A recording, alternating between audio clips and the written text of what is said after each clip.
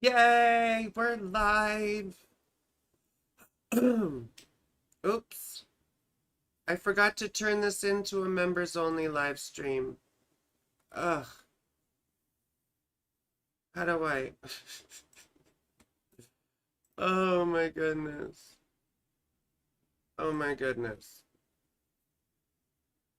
What the fuck? Content.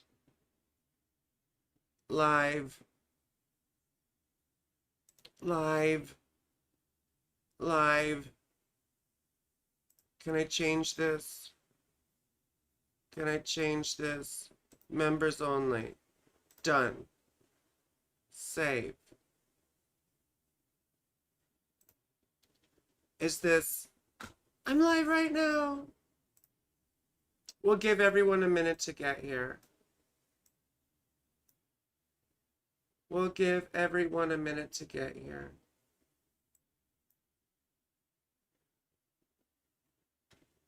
Ugh.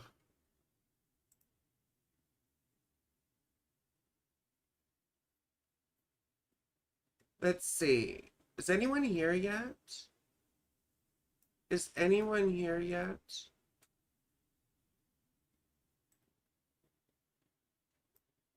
Is anyone here yet? Sign into the chat. Open web browser.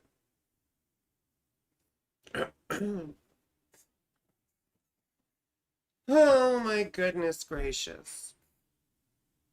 Is anyone coming? If not, I'll stop this and redo it. Oops. Oopsie, oopsie.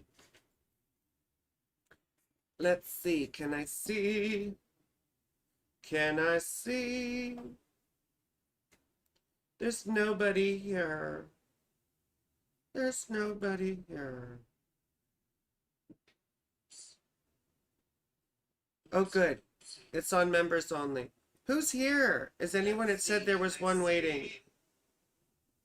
Okay. Hello. Hello. Otherwise, I'll just start talking so people can see this shit later. Huh. It's 3:02 my time.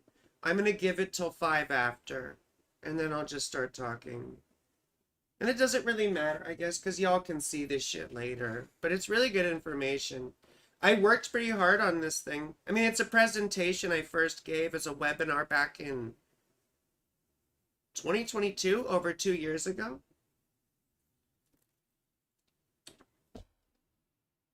And it's a general overview first of the history of everything and how houses work and where their meanings come from. And then we go into a little bit about each of the houses. But then each of those houses is going to need their own, at least relatively short presentation, like at least an hour on each one. And so we'll make those subsequent modules, or we'll look at one house at a time. She's a brick house. She's a brick house. She's a brick house. Man, where is everyone? Live class now for members.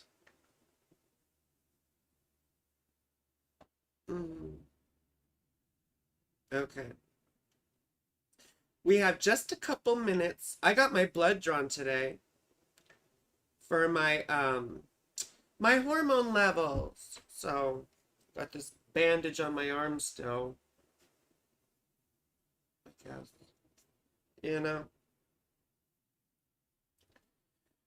Oh. Coming back down this time. Whoa. Thinking I should drop dead, eat shit, go to hell. I could jump head first out the window. Dark thoughts keep on filling up in my mind. Whoa, kinda wanna get fucked. Make love to a chainsaw. Wrap my drop top round a lamppost. Not sure I'll be coming back down this time. Rosa Scrosa, thank you. Who looks fresh and beautiful? I bet it's you, Rosa. I bet it's you. It's almost 3:05 here, so I'll jump into the... You're the only one here so far, Rosa, which is fine. Which is fine. You get to be my subject. You get to be my subject. You know, and you get to actually ask questions if you want. I was just saying, you know, for whoever watches this shit later, we're doing a presentation here on the houses, what they mean, where they come from. And this is like it'll be a 2-hour general overview. Well, I don't know. We'll see if I have to go 2 hours. Hopefully not. But each one of the houses, we're going to go, Rosa means pink in Croatian. Oh, I love that. I love that. Rosa means pink in Croatian. Well, you know me, I got Croat friends. I just never learned any of the language. But we'll go ahead and get started because I do have a fun presentation. I do have a fun presentation. But yeah, we're going to do separate classes on each of the houses on their own. So this is going to be fun. You're going to enjoy this. You will. Unlike, you know, remember the movie 300? He's all, this will not be over quickly. You will not enjoy this. Well, this may not be over quickly, but you will enjoy it. Let me just close. Oh, fuck it. You guys don't care if my doors are open. And my cat sort of needs to go. Oh. Or whatever. Kinda wanna get fucked, make love to a chainsaw. See, that kind of shit's gonna turn people off right away. Me talking about... Anyway, we'll get into it, Rosa, so we don't spend too much time. But we're talking about the astrological houses. And this is one of my favorite topics because this shit is so important. The houses are like one of the most nebulous things for people. When they're learning astrology, it's very difficult to understand them, right?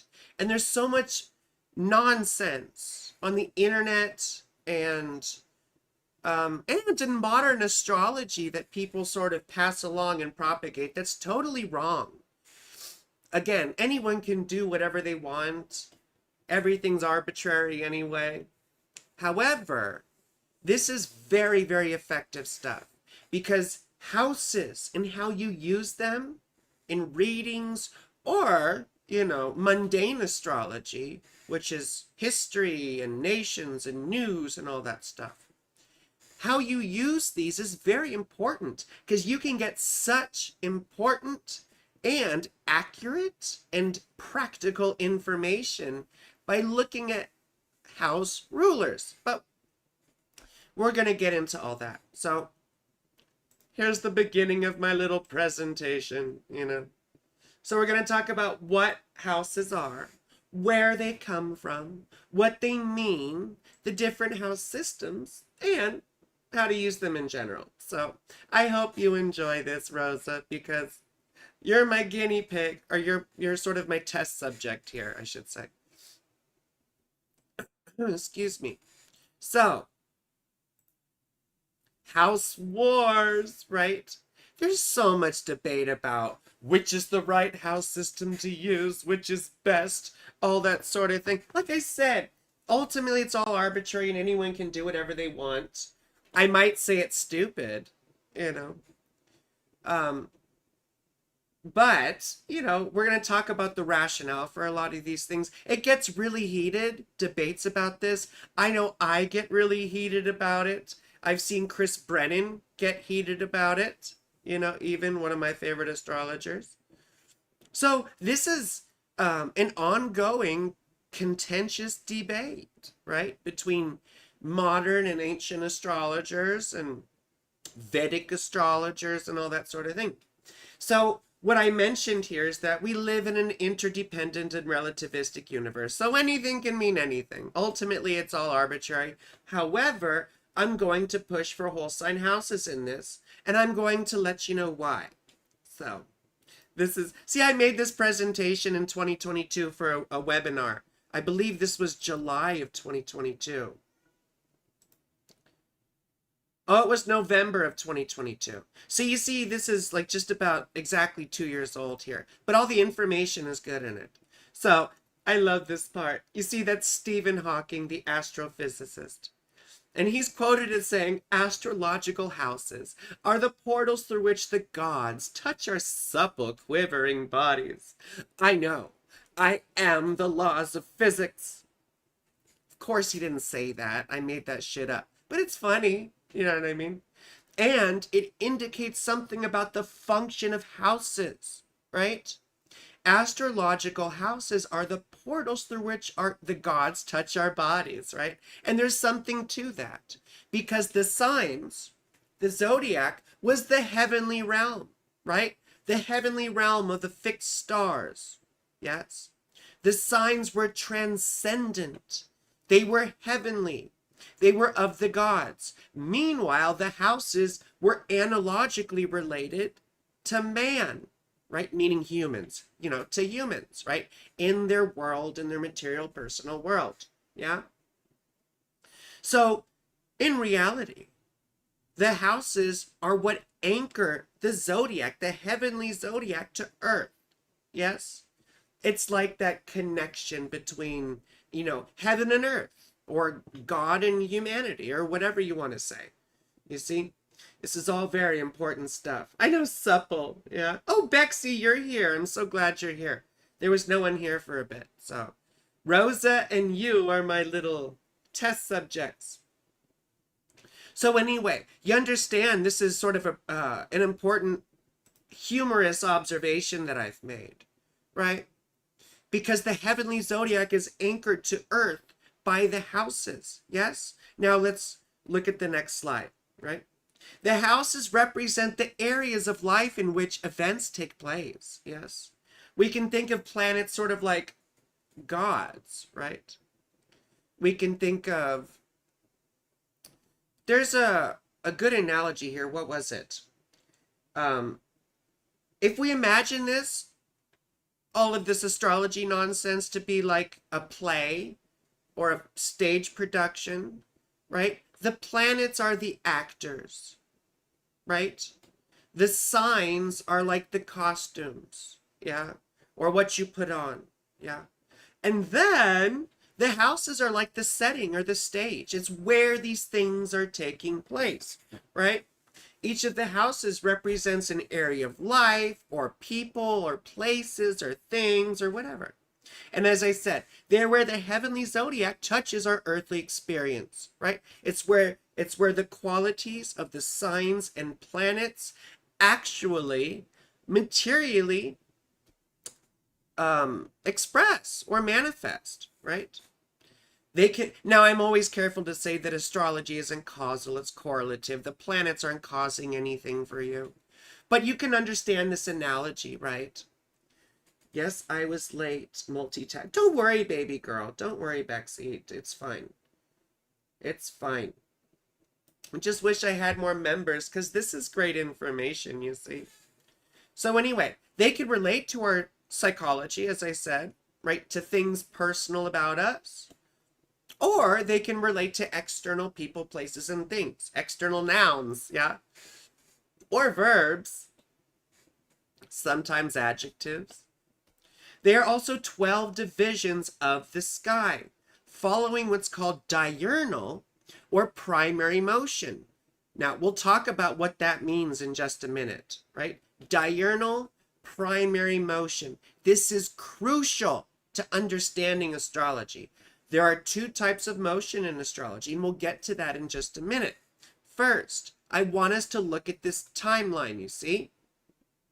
This is a little bit about the history of the houses. This is a very brief overview, just to give you some context, right? And like I said, we'll go into more detail in different modules as well. This is an introduction to understanding the houses. Okay. So ancient Egypt, yeah, this is very important because we know that astrology came from ancient Mesopotamia, right? I mean, astrology in general. What we know as the zodiac and all these things came from the Babylonians, but have its genesis as far back as the Sumerian period, right? Around 3000 BCE. Yes? So, but this is important to note because houses most likely came from an ancient Egyptian tradition called the 36 decans, right? Essentially, now you see here 2100 BCE. That's a pretty long fucking time ago. It's 4,000 years ago, isn't it? It's over 4,000 years ago. So now we know of this system because it was illustrated on coffins, on sarcophagi, right? Sarcophagi. It's the plural of sarcophagus, right? And these appeared on sarcophagi as far back as 2100 BCE, right? These 36 decans were essentially the sky divided up into 36, right? It was a mathematically ideal circle, like we understand charts in the zodiac are now, evenly divided up into 36 sections of 10 degrees, which is why they were called decans, right? Deca meaning 12. Yes, in Latin, I guess. Yeah. And the interesting things about this is they were tracking what's called the heliacal rising of objects, right? And really the primary motion. That is the rising and setting of objects from east to west over the course of a day. See, I'm backwards in the camera, so I have to move my hand the opposite way. You can see. But essentially, these were places in the sky, right? These 36 decans, yes? And we'll explain in just a bit how that relates to houses now, yes? But these were important. This was an important technique that they used to determine, different times of year. For example, the heliacal rising of Sirius was typically in early August, and that's when the Nile River would flood. And so that time of year had a special material significance for farming and such, but then this spiritual and religious significance as well, because those things were very intertwined. Now, let's go to the Hellenistic period, 1st century BCE, yeah, more or less. This is, when we really, whole sign houses probably go back a little bit further, but this is where we see whole sign houses first appear on Egyptian papyri, right? In Alexandria primarily, right? Because that was the center of the Hellenistic world. Let me check the chat really quick. Okay, we're still good. That was the epicenter of the Hellenistic world, between, say, the 3rd century BCE and the 3rd century CE. Everything was sort of centered in Alexandria. Yes? Now, Christianity was starting to sort of come up after the turn of the millennium, but we'll get to there in a little bit. So Ptolemy describes equal houses as well back then, right? And Vedius Valens describes a quadrant house system, which we'll describe in a little bit later. But the oldest quadrant house system called porphyry, right? It's the one quadrant house, and quadrant house systems, right? We'll talk more about that later, right? It's credited to Porphyry of Tyre, who actually lived 100 years later than this, right? So we don't really know who invented it. I don't think. I believe we don't know. So, but it was credited and named after Porphyry of Tyre. And Porphyry, if I'm not mistaken, was a theologian, right?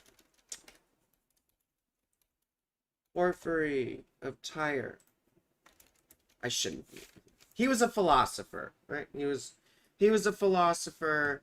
He edited and published the Aeneads, right? Anyway, we don't need to talk about all that. But anyway, so let's go to the medieval and Renaissance period, right? The 1160s. We have Ibn Ezra, right? Who was a famous Jewish, I believe he was Jewish, astrologer. It says Ibiz. It should be Ibn. Ibn.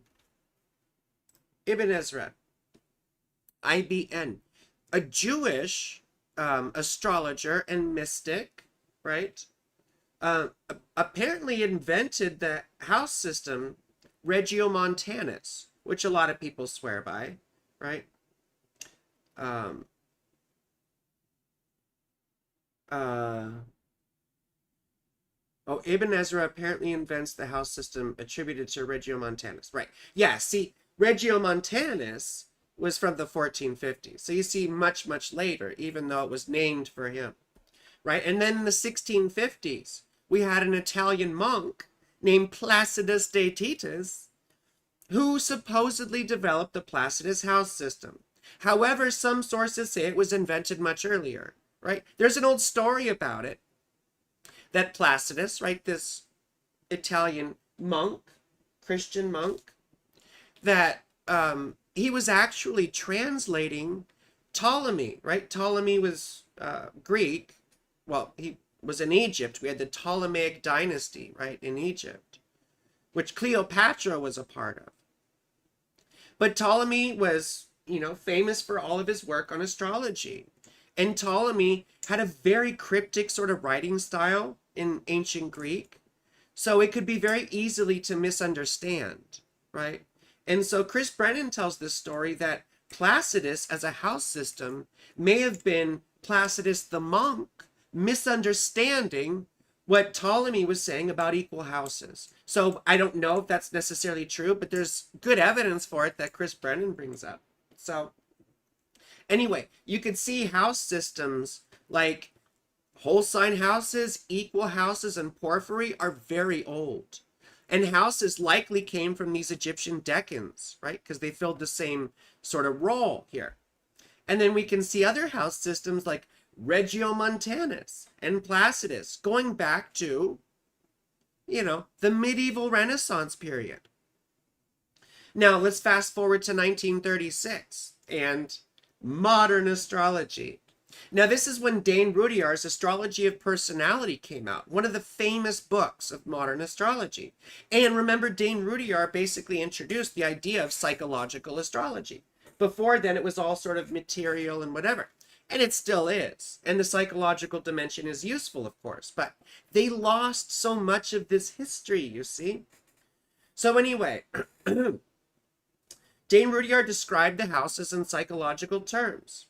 And then in the 1950s, there were a couple of German dudes, Friedrich Zonzinger and Heinz Spacht, right? And they invented this house system that was eventually named for Walter Koch. Now, Walter Koch, was born in 1895, died in 1970. They invent this house system and name it after him. So anyway, and then we get to the 1970s. And this is where someone named Zipporah Dobbins describes what we call the 12-letter alphabet, right? Which is this erroneous idea of equating signs and houses, that the houses get their meanings from the sequentially corresponding signs. For example, and pardon me, and this is wrong, of course, but the idea that because they didn't know where houses fucking came from, so they had this whole thing, well, the first house must be like Aries and share the same meanings of Aries, right? So you see how redundant this is? If houses just get their meanings from signs, why do you even need fucking houses? It doesn't make any sense. And then people who are very mediocre astrologers try and mix these significations, right? And this even got exported to India in the 1800s, the late 1800s, through Theosophy. And I'll talk a little bit about that. But they basically ruined, these Western colonial types. They ruined Vedic astrology by inserting all of their modern astrological nonsense into it. And you see, Indian or Vedic astrology, even though to me it's derivative, or at least historically it seems derivative of ancient astrology and Babylonian astrology, right? Even still, it had the most pure, unbroken line of practice from antiquity to now, because it was so wrapped up in religion. right? And it was so ingrained in the culture, there wasn't this Western thing trying to destroy it like we had in the Christian world and in the Jewish world to a certain extent, even though there were Christian and Jewish astrologers, right? And a lot of Arab astrologers too, like Abu Mashar, right? And others. So anyway, we get this Zipporah Dobbins doofus who sort of, twisted everything up. And then this affected all the sort of interpretations that came from the psychological school of astrology that was mostly developed. That was mostly developed by Dane Rudyard, right? So where do houses come from? Let me check the chat really quick. Just make sure we're not missing any questions.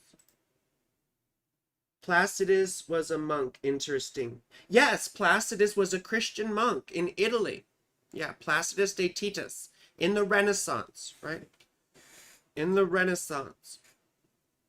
Now, so where do houses come from, of course? As I was saying, the ancient Egyptians had these 36 decans as far back as 2100 BCE. Each of those 36 decans was a place in the sky. And those places had significance based on visibility and relative position to the cardinal points. Yes? Austin Coppock has a great book out called 36 Faces. And it goes into sort of the history of that. It's very hard to find or buy because it wasn't in print for a while. So I think copies are going for like $100. But you'll get some good information here. Anyway, so primary motion. What's primary motion? Look at my fun picture here, right? Primary motion goes clockwise, yes? It represents the rising and culminating of celestial objects over the course of a day. It's, right? We see things rising in the east, right? The sun rises in the east and sets in the west. This is primary motion, right? And this motion of rising and setting has symbolic significance, yes? And we'll talk more about that in just a second. Primary motion comes from the earth, right? My little guy here. The earth spinning on its axis, right? And that's why things rise in the east and set in the west, yes?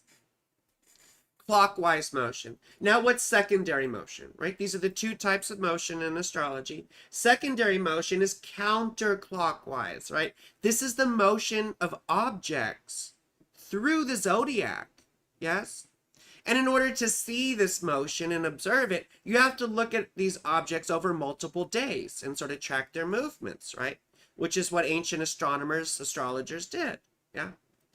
So primary motion, once again, is that rising and setting, yes? Secondary motion is objects going through the zodiac. We observe primary motion over the course of one day.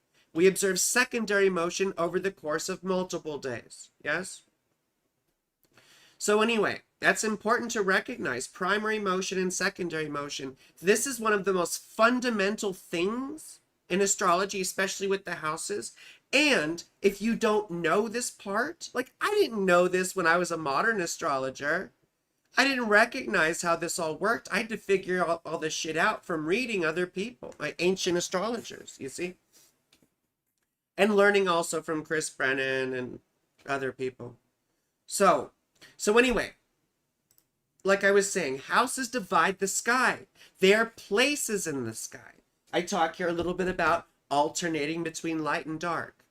Now, I said primary and secondary motion are fundamental to astrology, but even more fundamental and basic than that is the alternation of light and dark.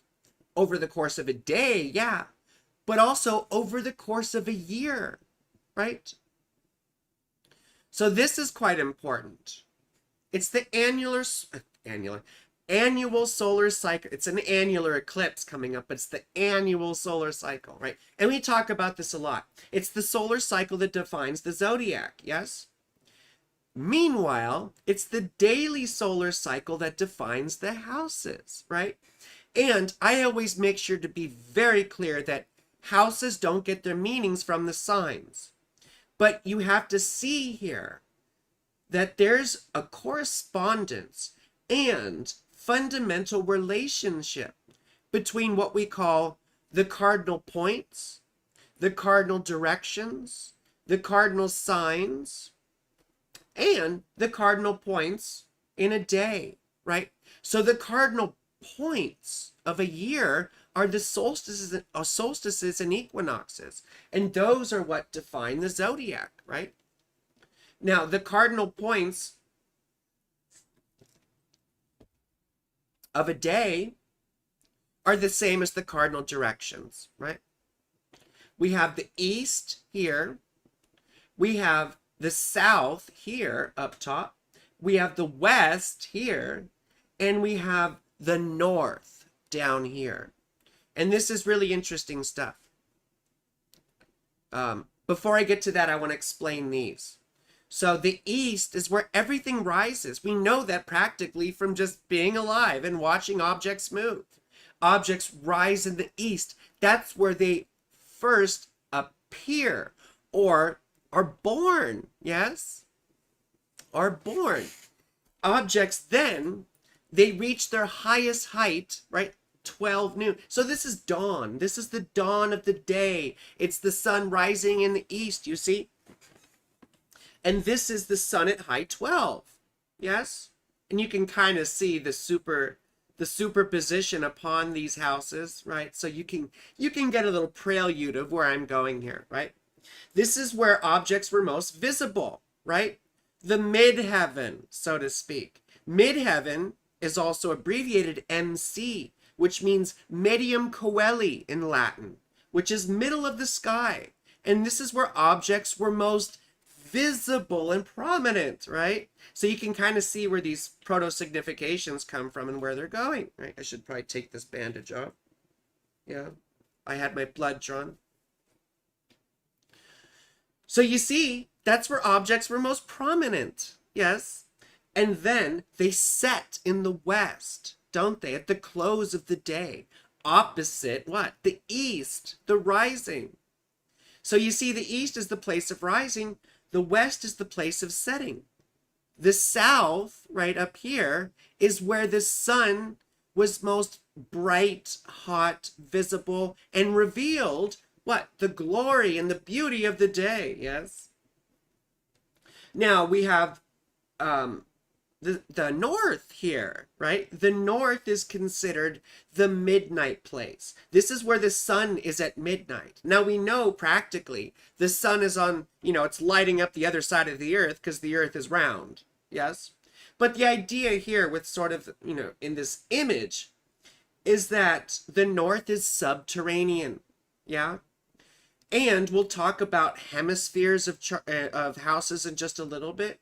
But you see here, this is the subterranean realm where things are not visible whatsoever. Like I said, the midnight spot. The east is dawn. The south is high noon. The west is the setting, right? Right? Evening coming on. While the north is midnight. These are the cardinal directions and the cardinal places in the sky, which are related to what? The cardinal signs, the solstices and equinoxes, right? The cardinal places of the year, which are what?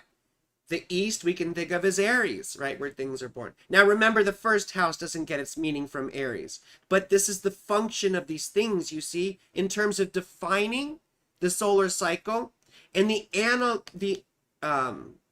analogous or analogical relationship between the signs of the heavens and the houses of the earth. You see this connection. So you can think of also like Cancer, right? The summer solstice being related to this brightest place in the sky at high noon as well.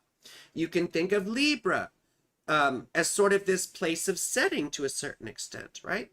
And you can think of Capricorn, the place of death, right, at the winter solstice, as being related to this northern place. Now you can probably tell that the proto-significations of the 1st, 10th, 7th, and 4th, the cardinal houses, right, or what we would call the pivots, right, the angular houses, yes, that's the proper name, angular houses, Angular houses are related to the cardinal points and the cardinal signs, as I say here. So next, there are, and now what we're talking here is the origin of the meaning, yes, and what the houses mean. And then to understand that, you have to see that there are three types of houses.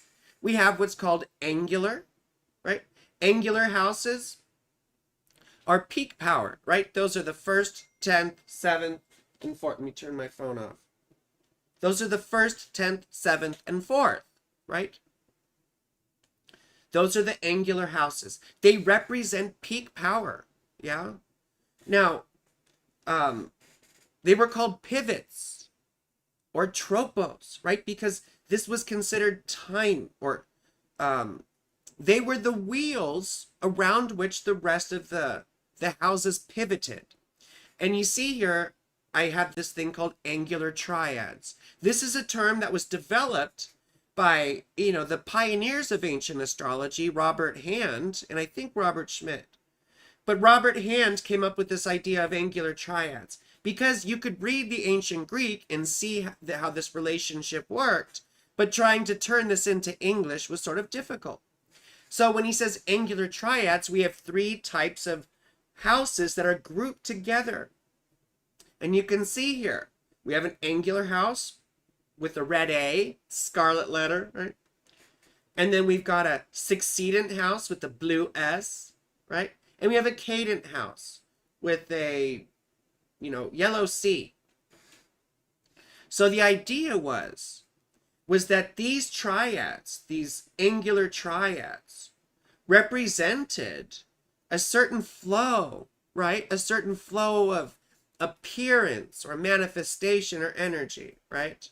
So for example, right, succedent houses like this S here are rising up towards an angle, yeah? Increasing in power to the peak power of an angular house. In this case, the 1st house, right? The 2nd house is rising up to it. Now, why do I say it's the 2nd house is rising up to the 1st, right? You might be saying, oh, wait, why is it going backwards? It's not. That's the primary motion, right? Objects will move from the subterranean 2nd house to the light of day in the 1st house, right? Where they're born again. Yeah.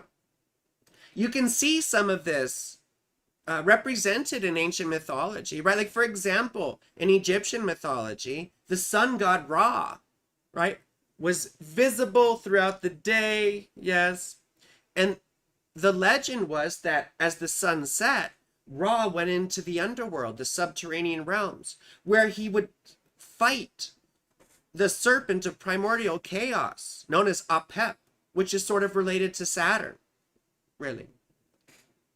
And that he would be embroiled in this fight, fight to the death, and he would win every time. And you could tell he won because he would rise, right? He'd rise in the east once again. So you see this idea of birth and being born at the place of rising.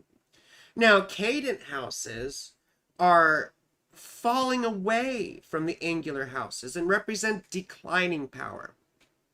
So you can probably surmise that succedent houses, rising power, are have more benefic significations than the cadent houses, which are declining in power, you see? Now let's look at an illustration of that. The 2nd house is rising towards the 1st. The 1st is the place of birth, yes? What do you need to be born? What do you need to have a baby survive? You need stuff, right? You need food. You need sustenance. You need clothing, shelter, right? Babies can't really take care of themselves. The 2nd house came to represent wealth, possessions, all these sorts of things, because it's the stuff you need to live. One of the key words for the 2nd house we'll get to later was livelihood, which is what? The stuff you need to live and to sustain a life. And what's the 1st house? This angular house is you, the life, your life. So the stuff of the 2nd house was rising up to nourish your life. And then you see the house that's falling away in this angular triad is the 12th. The 12th is cadent. So you see it's declining or falling away from the first. And what's the 12th house called? The house of self-undoing. So you have the house of self here, very powerful. And then the house of self-undoing, the unraveling of self, which is why it had a lot to do with things like mental illness, addiction, imprisonment, right? All the self-destructive patterns and behavior, you see? So you see where those meanings come from. This is the cadent house declining from the first. Hence, it became self-undoing, right? Excuse me. Now, we're going to talk about hemispheres. I hope that's clear. Just to summarize, angular triads. There are 4 angular triads, 1 for each of these quadrants, yes? In the center, there's a angular house, what's called a pivot or a tropos, right? The wheel, yes? They're the focal points of the wheel that everything else is sort of related to, right? Cadent and succedent. Now, succedent houses are rising up towards the angles, represent rising power, whereas angles represent peak power. And then the cadent houses are falling away or declining in power, you see? Now to hemispheres. As I talked about earlier, right, there are these cardinal directions, yeah? The south, the north, the east, and the west. Now let's talk a little bit about what these mean. So the south was where everything was visible when you were born. It's everything that was above what? The ascendant-descendant axis, yes? So you can think of the chart as a map of the horizon when you were born, yes? The sign that was rising up over the eastern horizon was your rising sign, yeah? The midheaven was the highest point in the sky when you were born, yeah? Yes, the descendant, of course, was opposite the ascendant, right? And that was the, 7th house. And then opposite the midheaven is what's called the IC. What's IC stand for? Imum coeli, bottom of the sky. That's also Latin, you see? So the north was invisible. Everything above the horizon was visible when you were born. Everything below was invisible, you see? And that's very important to recognize because the north was considered the subterranean realm. So the north had more to do with the body and the flesh, whereas the south had to do more with things of the mind and the spirit and other people, I mean, you'll see other people in some of these houses too in the north, which we'll talk about. But they also had to do with the stuff to do with you personally, right? So anyway, the 4th house was related to the IC, the Imum Coeli, because that was the most invisible place, and it became your origins, where you came from, right? So anyway, you can think of the 1st house as who are you? The 10th house is what do you do? The 7th house is who are you with? And the 4th house is where do you come from? Yeah? Now, how about east and west? Yes. And you can use these just in a regular chart reading. For example, if you're looking at someone's chart and they have more planets up here in the south, they're probably more extroverted. When they have more planets down in the north, they're probably more introverted, right? And then the east and the west. The east is the self, right? The west is other people, as we talked about before, right? Or I guess I should go this way for east and this way for west. So the east had to do with independence, things to do with you. When you see people with more planets on the eastern half of the chart, that is on the other side of the ICMC axis, right? They will tend to be more independent and self-directed. Whereas if you're like me and you have more planets on the western half of the chart, you'll be more, like, I don't want to say dependent or codependent, but more like a people-oriented person, more of a people pleaser, more apt to do things in groups rather than alone, you see? So now this is also where houses partly get their meanings, right? The subterranean houses had to do with more things of the body and the physical nature, and the houses above the horizon had to do with more of the mental nature, right? Meanwhile, the houses that were on the east half of the chart had a lot more to do with you and the self, right? As opposed to the western half of the chart, which was more about other people's stuff. Like, for example, the second house is your possessions. The eighth house in the west is other people's, isn't it?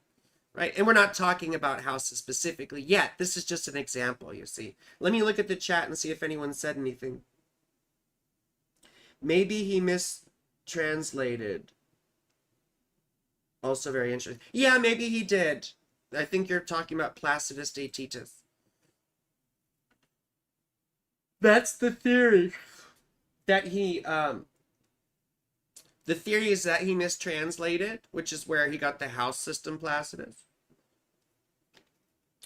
But there are other astrologers that I've read who claim that it goes earlier to before Placidus. Like if you look up some of the history of Placidus on astro.com, Astrodienst, they do reference, or they make a couple references to it coming from older traditions, perhaps. So anyway, the other place that houses get their meanings from is their relationship to the first house, right? So number one, we talked about meanings coming from their places in the sky, yes, where they are relative to the four cardinal directions. And then we talked about the meaning coming from the three types of houses, right? The angular triads. Then we just talked about hemispheres as another source of meaning, yes? Now we're talking about their relationship to the first house, yes? She's a brick house. So we can think of everything being anchored in the first house, right? Because that's you. And it's the focal point of the entire chart. So when we say aspects from the first house, we're talking about the traditional aspects, right? We're talking about trines, oppositions, sextiles, and squares, right? Trines were the best, and they were in the nature of Jupiter. We're not going to look at the Thema Mundi right now, but that's another thing we talked about in other episodes. I believe in the first and second episodes we talked about the Thema Mundi, which is the hypothetical birth chart for the cosmos. And we can see how the aspects were sort of developed from that. So trines are the best in the nature of Jupiter, right? Oppositions are the worst in the nature of Saturn. Sextiles are the second best in the nature of Venus. And squares are the second worst in the nature of Mars, right? So look at this. You see here these, I put the malefic aspects, the squares and the oppositions in red. And I put the benefic aspects, the trines and the sextiles in blue. Now, aspects, right? The word aspect comes from Latin also, aspicere or aspicere. I don't know how to, I'm an autodidact. I don't know how to pronounce it. But that word meant to look or behold. So the idea behind aspects is that you were casting gazes or looking at something. And the angle at which that looking or gaze happened represented the quality of that gaze. You know, making angry glances and stuff like that. So, like I say here, aspects were said to be the gaze of one planet or house admitted at another, right? The first house didn't make a traditional aspect. If the first house didn't make a traditional aspect, that is a trine, sextile, square, or opposition, to another house, it doesn't see it, right? It doesn't see it. We call that aversion, right? So look at this. The first house makes a trine to the ninth and a trine to the fifth, right? These are good houses, right? Because they're trines. The ninth house is the house of God, for example. And the fifth house is the house of pleasure, right? So these became very good houses, yeah? And then we have these squares, right? we have these squares and an opposition to the 7th house, right? And then squares to the 4th and 10th house. Now, this is because these are the angles. And no, they don't have a bad sort of, they don't have bad significations necessarily, right? They're the powerful places in the pivots. So even though they have the malefic aspects, they aren't malefic.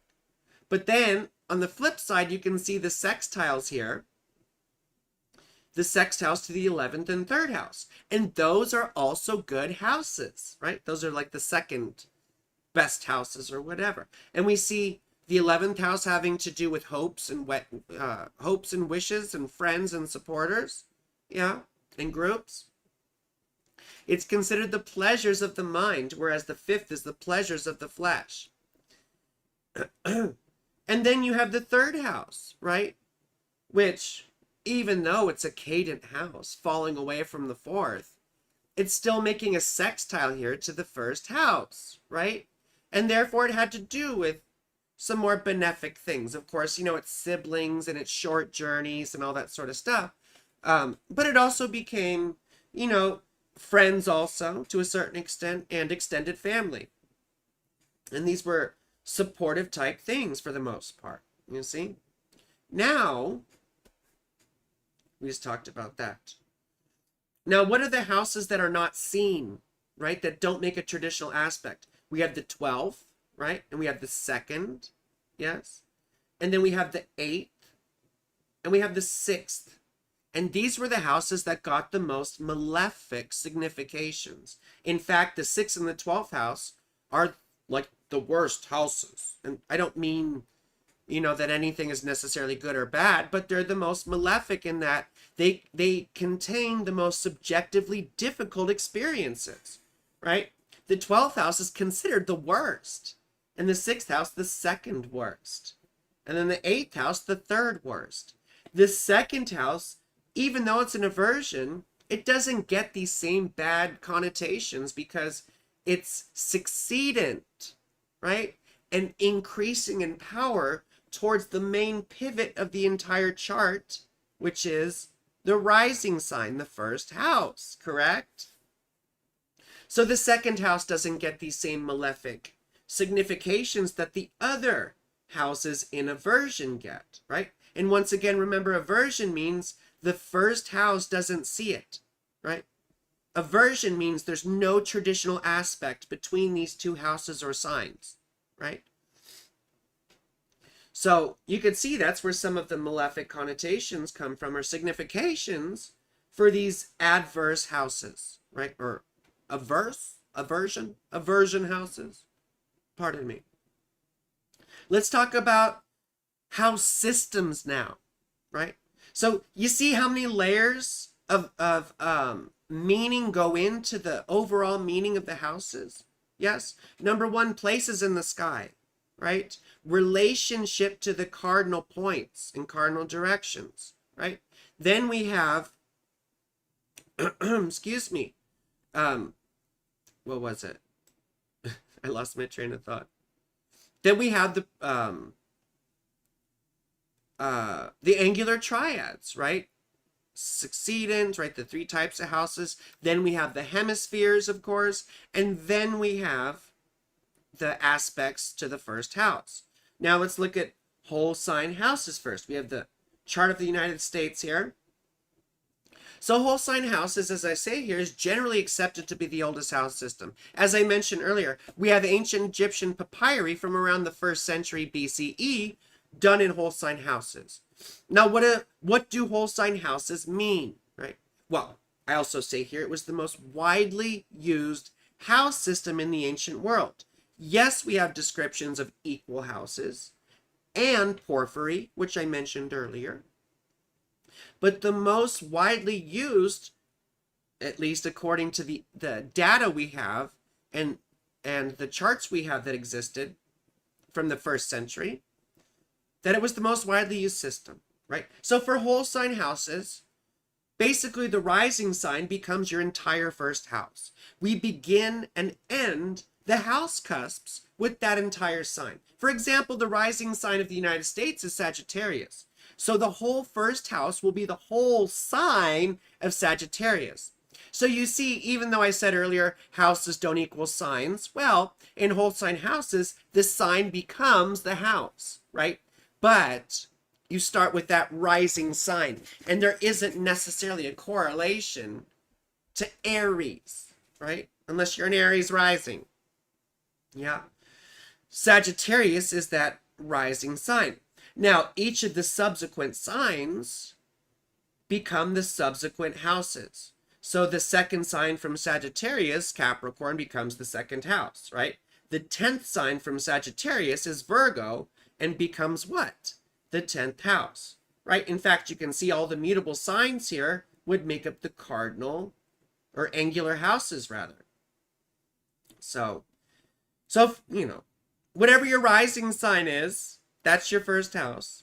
Each of the next sequential signs becomes that next sequential house, right? I hope that makes sense. So the ascendant degree in the midheaven do not begin the first and 10th house like they do in quadrant houses. Excuse me. Were there any questions about that? Were there any questions about that? You can put questions in the chat and I'll get to them. I just don't want to lose my train of thought either. So what are quadrant houses then? So quadrant houses, they divide the chart into east and west and north and south, right? Just like we said, the horizon, right? What are those east, west, north, and south places? Well, the east is the ascendant degree, like the actual degree of the rising sign, right? If we go back to the US here, look, the ascendant degree is 12 degrees Sagittarius, yes? The midheaven degree is 1 degree Libra, right? And then you'll have the descendant degree opposite the ascendant. And the IC degree, the Imam Coeli, opposite the midheaven, right? That degree. So in quadrant houses, what they do, rather than starting the first house with that entire sign, they start the first house with the degree of the ascendant. So let's look at the United States again. You see, remember that 12 degree ascendant? Now it's beginning the first house at that 12 degrees of Sagittarius, the ascendant degree, right? Whereas in whole sign houses, you see the ascendant is floating around in the first house, and the midheaven is floating too. And the midheaven in whole sign houses, it can go, really between the 11th and the 9th. I think I've even seen the midheaven go into the 8th, for people who live like very, very far north or very, very, very far south in terms of latitude. So quadrant houses, right? We've divided up the chart now into north and south, east and west, right? This is the midheaven degree where they start the 10th house now at 1 degrees Libra. So everything to the left of this in the chart is the eastern half, right? Everything to the right of this in the chart, oops, I didn't mean to move that. How do I undo that? Everything over here to the right of it is in the western half, you see? And see, look at the United States, has all this shit in the western half of the chart. So it's like the United States relies on other people, even though it's like we constantly go it alone in some. God, why am I getting so tired?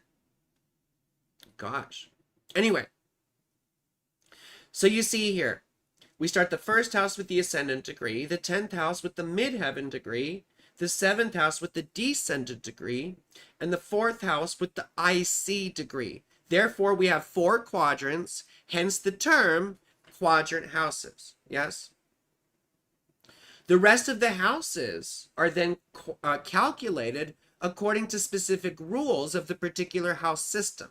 So I have Placidus here. Now, how does Placidus do it, right? They start with the ascendant degree, yeah? And then they basically check the ascendant degree in 2-hour increments from that place of rising, right? And those become the divisions of the next houses, right? So now why would they count in 2-hour increments, right? Because there's 24 hours in a day and there's 12 signs. Yes. So they would count in 2-hour increments to get the next degree of the next house, right? For example,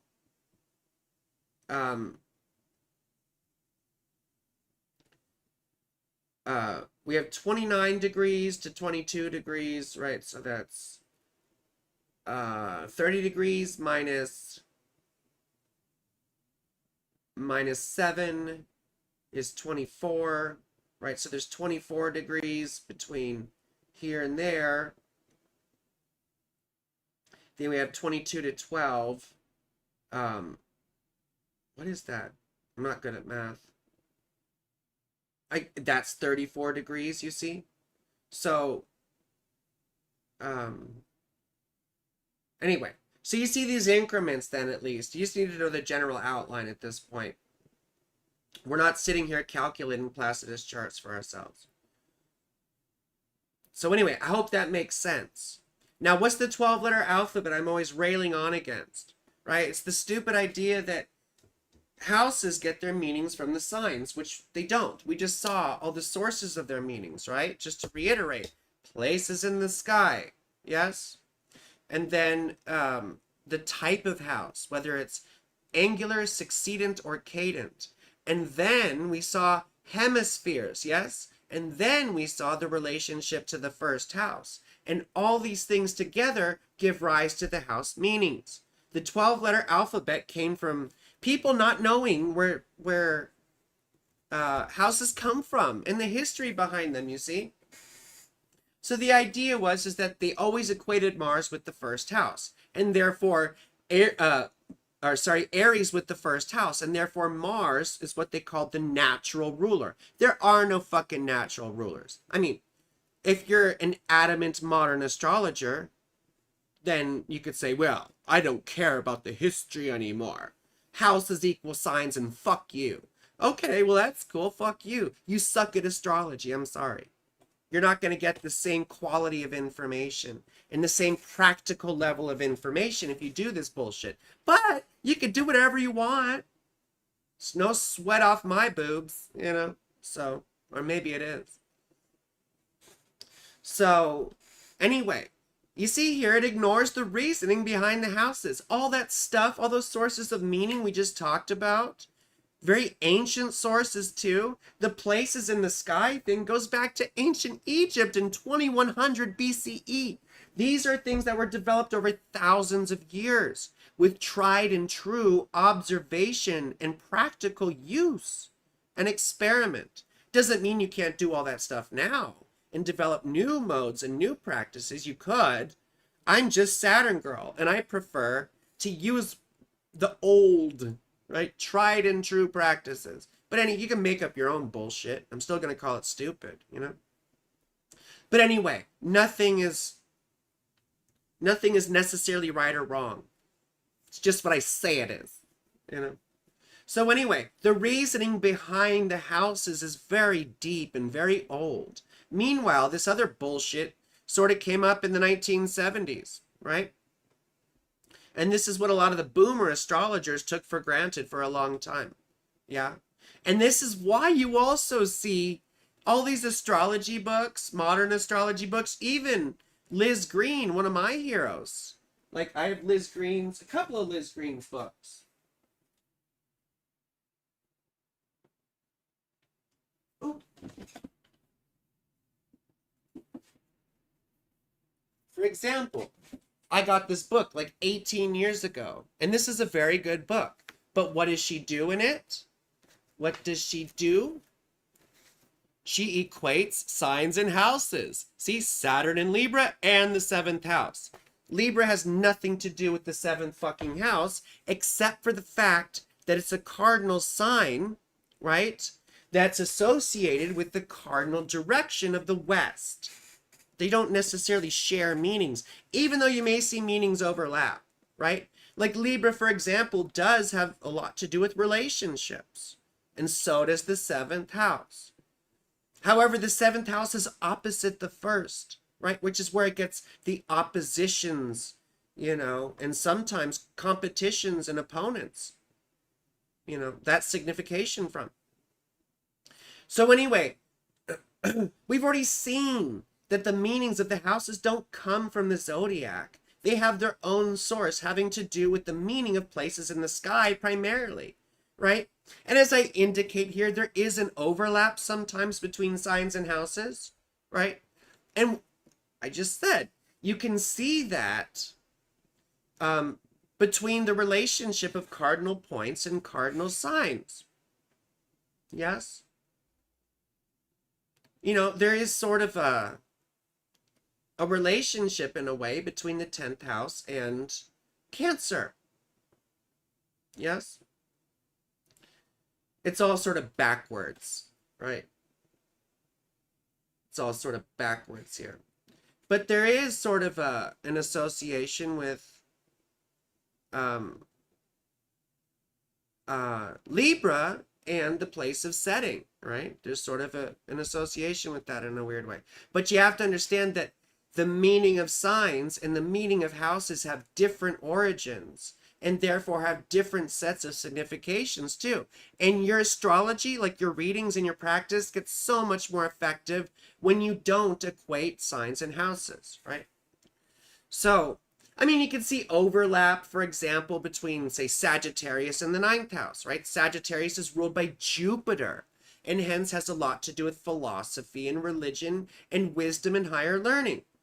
Those are some of the significations of the 9th house, but they have different origins. The 9th house gets a lot of its meaning from the sun, right? Because the sun rejoices there. The planetary joys are another source of meaning for the houses, but I don't want to go into those right now because it can be quite, we'll talk about it when we get to the individual houses, you see? So anyway, the other thing about this with these fucking books, right? See, publishers realized that you can cut the length and the size of books in half if you equate signs and houses. Because look what fucking Liz Green does here. Right? She doesn't have to do a separate chapter on Libra or on the 7th house. She just combines them. So really, it was all also a capitalism thing.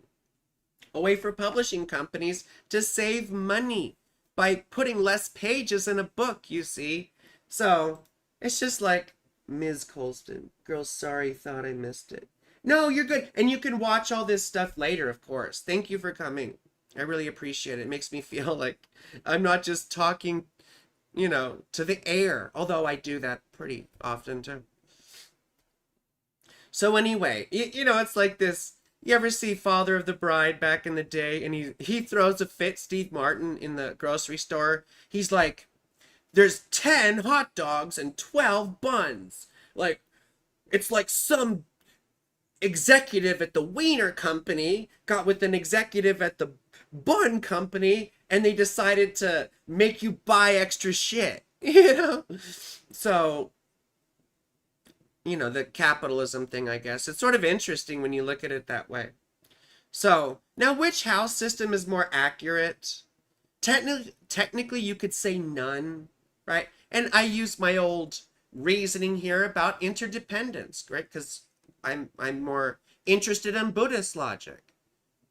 And the whole idea behind it is that everything is interdependent. Nothing arises independently, and nothing is changeless, right? So ultimately, that implies that nothing has inherent meaning, yeah? Because to be inherent, it has to be independent, and nothing is independent. So once again, nothing has inherent meaning. Anything can mean anything, right? Which is why divination, to me, works in the first place. So you could, as I say here, you could read your own fucking vomit if you were so inclined. I mean, people read bones and tea leaves and whatever else. You know, there's the I Ching, which is another type of divination too, right? With the hexagrams. But I'm telling you, as an astrologer who's been doing this for about 20 years now, or just about 20 years, it'll be 20 years real soon here, that whole sign houses just work better, as Robert Hand said. And I want you to all try and experiment, which is what I did. I was very resistant to whole sign houses at first. I was very resistant to ancient astrology, but there was a very beautiful young woman who I was in love with at the time, who introduced me to Chris Brennan and whole sign houses. And the only reason I listened to her is because she was very attractive and very smart.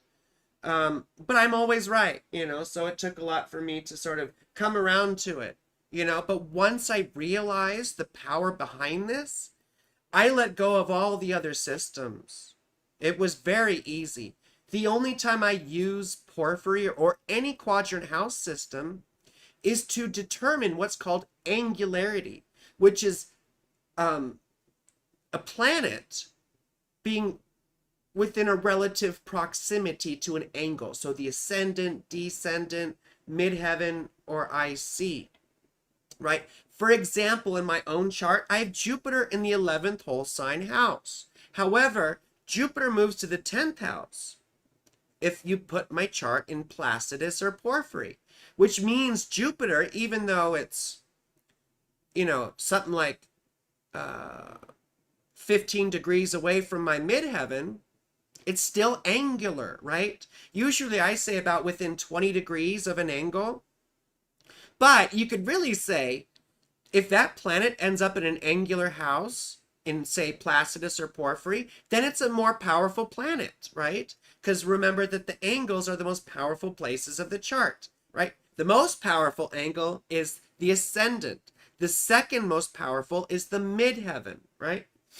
So anyway, having planets conjunct those places makes them extra powerful, right?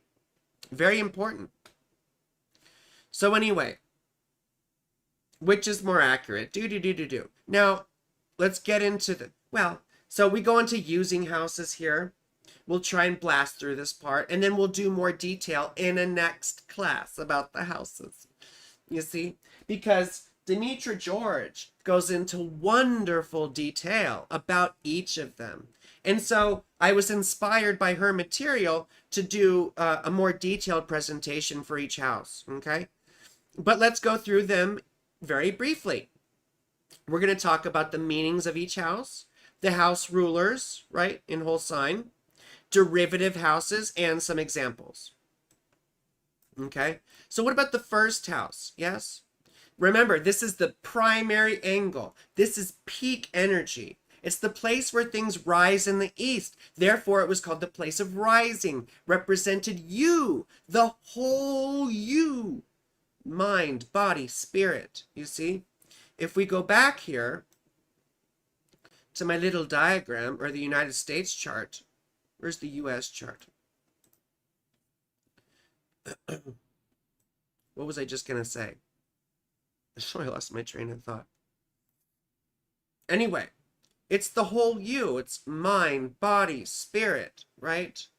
It is partly your appearance and all these sorts of things, but it's also your character. Oh, this is what I was going to say. You see, in whole sign houses, this ascendant degree represents the horizon, right? Things under this degree were hidden, as we said earlier. Yes? So you see, the ascendant degree is in the middle, right, of the subterranean realm of the north, of the body and the flesh, and that above the world, the visible realm of the south, right, of the mind. So you see, the first house straddles the mind-body duality, yes, which is where it gets this dual nature of mind and body, right? It's both your character and your appearance. Yes. It came to represent your soul, right? Because the idea in ancient Greece was that at the time of birth was when you took your first breath, and that was when the soul entered in, when you took your first breath, right? Therefore, that's why the rising sign came to represent something of the quality of your soul. You can sort of think of the rising sign as, the life motif, or you and your character and the way your life unfolds in a body with emotions and thoughts and all these sorts of things, right? Whereas the sun is also sort of like the soul, but it's what you would be like with or without a body. I mean, that we know that's not a thing, but that's the ambitions and the life desires and what you want out of life and all that. I mean, mine's in the 5th house, so I guess I'd be having sex with or without a body. I don't know how that would happen, but so anyway, that's important to recognize about the 1st house. It straddles this mind-body duality. And as I said, it relates to Dharma, or what you're here to do, your purpose in life. Now, I told you I was going to talk about planetary joys, right? Mercury is a sign. Now, we don't necessarily know when and how and where planetary joys came from. We just see them described in ancient astrological texts. For example, Marcus Manilius is one of the oldest primary sources we have for ancient astrology. He wrote the book Astronomica. You should all have this. It's a book of poetry about astrology. I believe it comes from the 1st century. The 1st century, or anyway, I don't need to look all that up right now. But it comes from the 1st century, you see. And the idea that he mentions, that the joy of Mercury represents the spirit or God, right? Manifest through the word. And you could see that in the Christian phraseology and in Judaism, right? You could see it in the Old Testament, right? Well, actually, no. It's in the Gospel of John. I'm so sorry. It's in the Gospel of John, right? And in the beginning was the Word, right? And the Word was God, and the Word was with God, right? And then Christ was considered the Word made flesh, right? Which was a representation of divinity in human form, you see? So you can see that dual nature of mind and body, of God and human, of spirit and matter, right? All wrapped up in the 1st house. So it's almost like this idea that we're gods, or we have a spark of the divine within this meat bag, right? So that has to do with the 1st house. Now, it's also called the helm, right? In Hellenistic astrology, which means like the helm of a ship. And then the ruler of your rising sign, traditional ruler, was called the helmsman, right? Who drives the ship, and it represents the course your life goes in. Yes? The 1st house was also called horoscopos, right? Which means hour marker, right? Horo, hour, scopos, calculating or tracking. Yeah. So hour marker. Yes? Because the rising sign changed every couple of hours or so, right? Because there's 24 hours in a day and there's 12 signs. Yes. So anyway, did I miss anything here? Well, this house is explicitly you, and the other houses are mostly other people. So just keep that in mind. Transits through this house usually bring big bodily changes too. Like when Saturn went through my 1st house, I came out as trans, and started on hormones and shit. So other people go through other big bodily changes too. Anyway, let's move on to the 2nd house, right? So the 1st house is the place of rising. The 2nd house is called the gate of Hades, right? The gate of Hades. Why is that? Because it was the gateway to the subterranean realm here, right? If the horizon is the ascendant descendant, let's go back here to the US. The ascendant descendant, right, is the horizon, then the 2nd house is the first subterranean place, isn't it? So It was called the Gate of Hades because it was the realm to that sort of underworld. Yeah.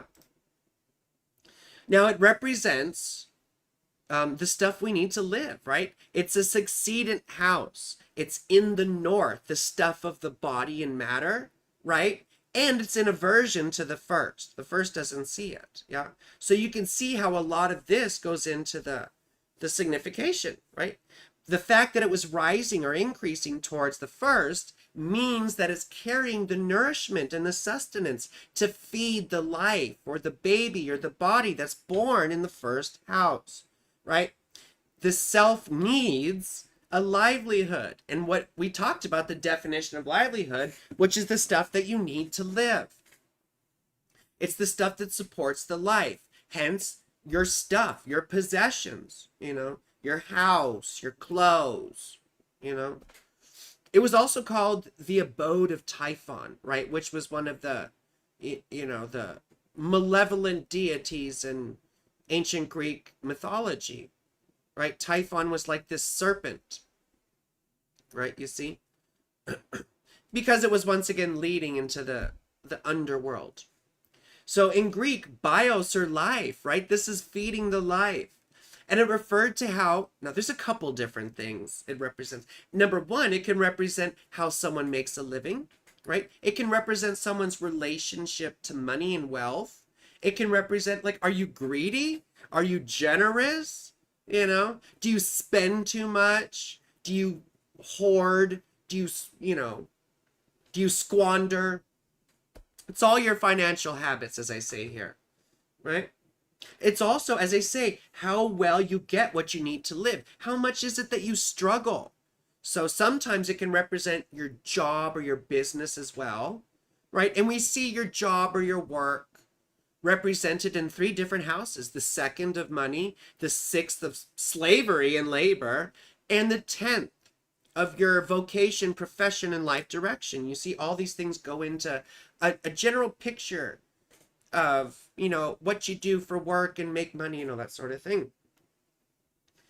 And, right, hopes and disappointments for material future, like how upset and how negatively you feel, like the lack or abundance that you have materially. What's also represented in terms of modern astrology particularly, but even back then, are things like aesthetic kind of, food, attraction, style, So, and modern interpretations also include things like prana or vitality, self-value, worth, and self-esteem, I don't typically use that. I use that in the first house. To me, that makes more sense. But, modern astrologers, what are you going to do? So now let's go to the 3rd house, right? This was called the house of the goddess, right? And it was the joy of the moon. Now, no planet rejoices in the 2nd house, so don't worry about that. We'll get to that. Now, where do these meanings come from for the 3rd house? It's a cadent house, meaning it's declining from the 4th, right? Which is a peak place. It was in the north, right? The things of the flesh and the body and stuff to do with you. And it was sextile to the 1st, right? So sextiles are in the nature of Venus, which are good relationships and such. So you see, it was falling away from the 4th. The 4th, as we'll see in a little bit, is your parents and your origins, right? In your home and all that. So the stuff that was declining from the 4th is what? Your siblings, your extended family. We also see that it's the joy of the moon, right? Which is where we get the signification of short journeys. Yes? Because the moon is the fastest moving object, right? We see it move very fast relative to the other objects, yes? Through the zodiac.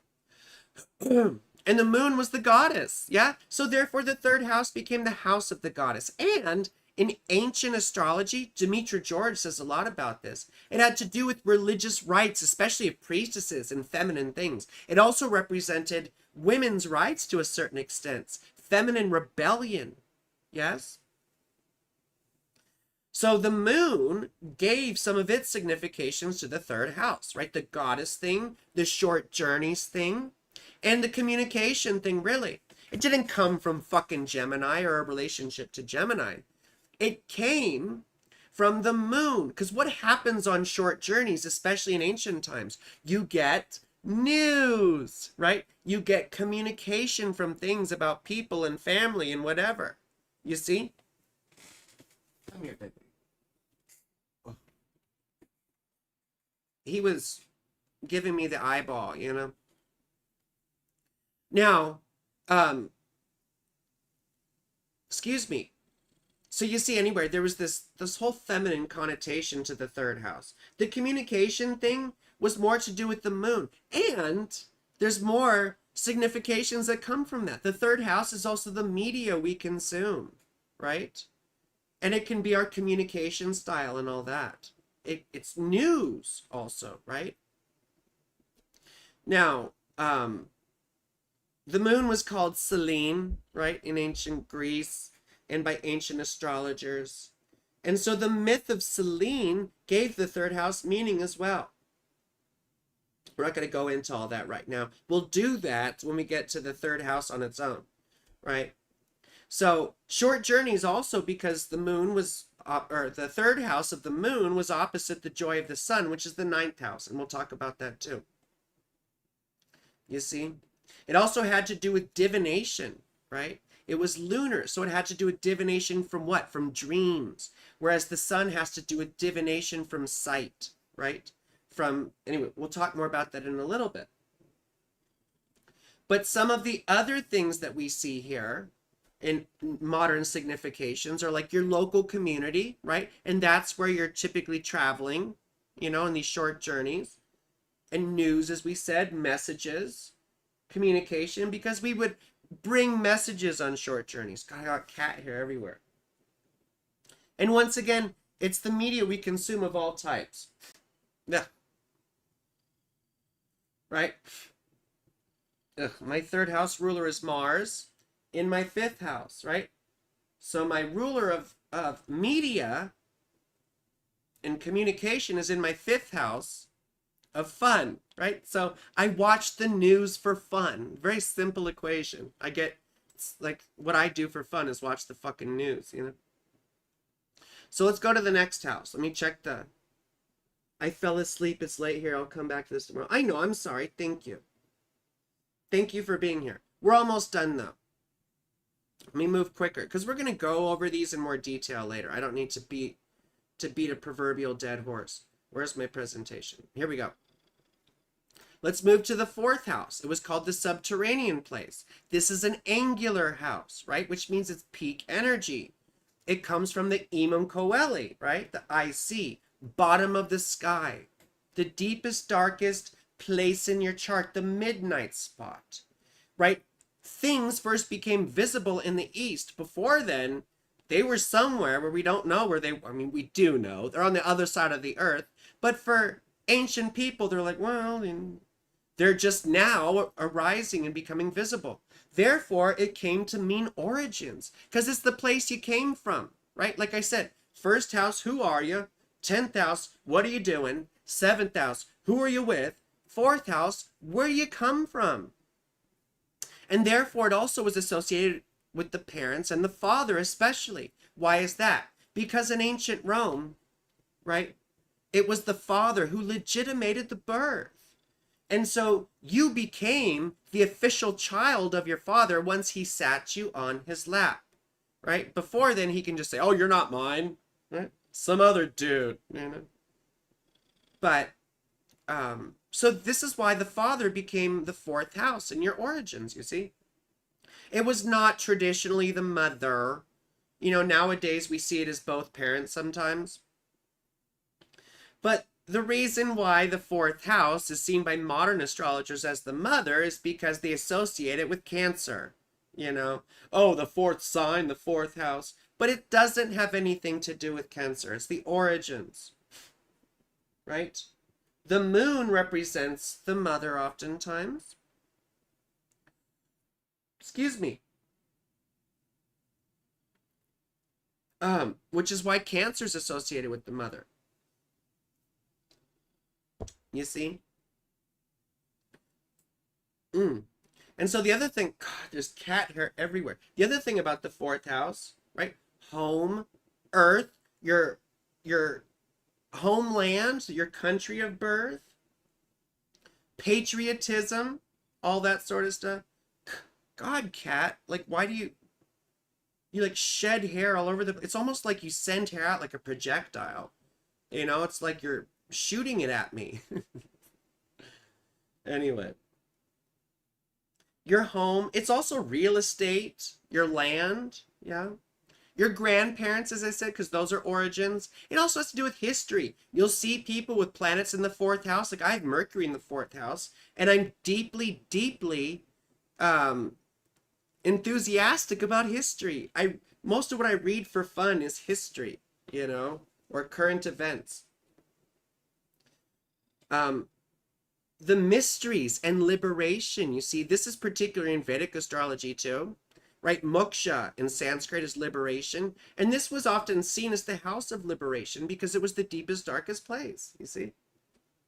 And so everyone thinks of like the occult and the mysteries in the eighth house in modern astrology. Well, no, it was really the fourth house. I mean, the ninth house is the occult because it's religion and philosophy.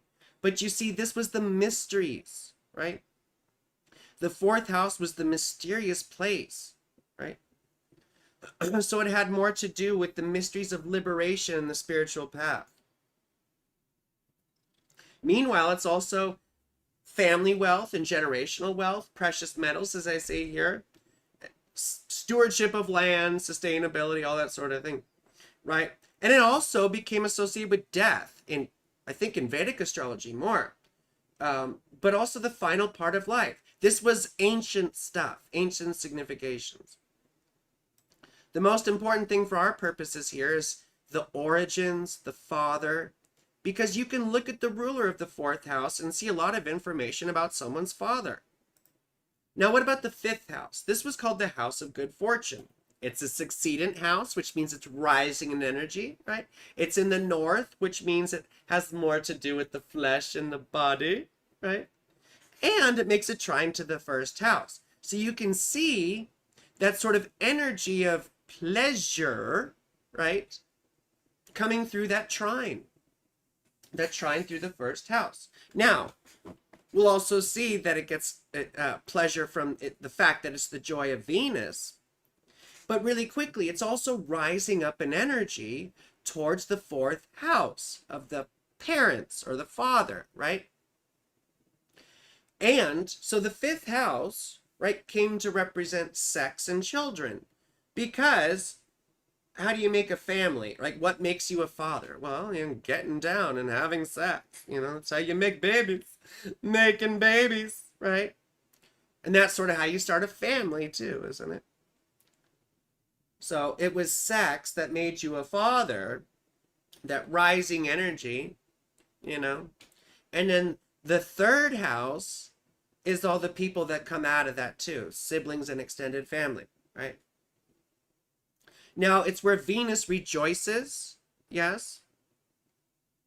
Oh, really quickly, the reason perhaps why Mercury rejoices in the first house, as I said, was, yeah, the straddling of the mind-body duality.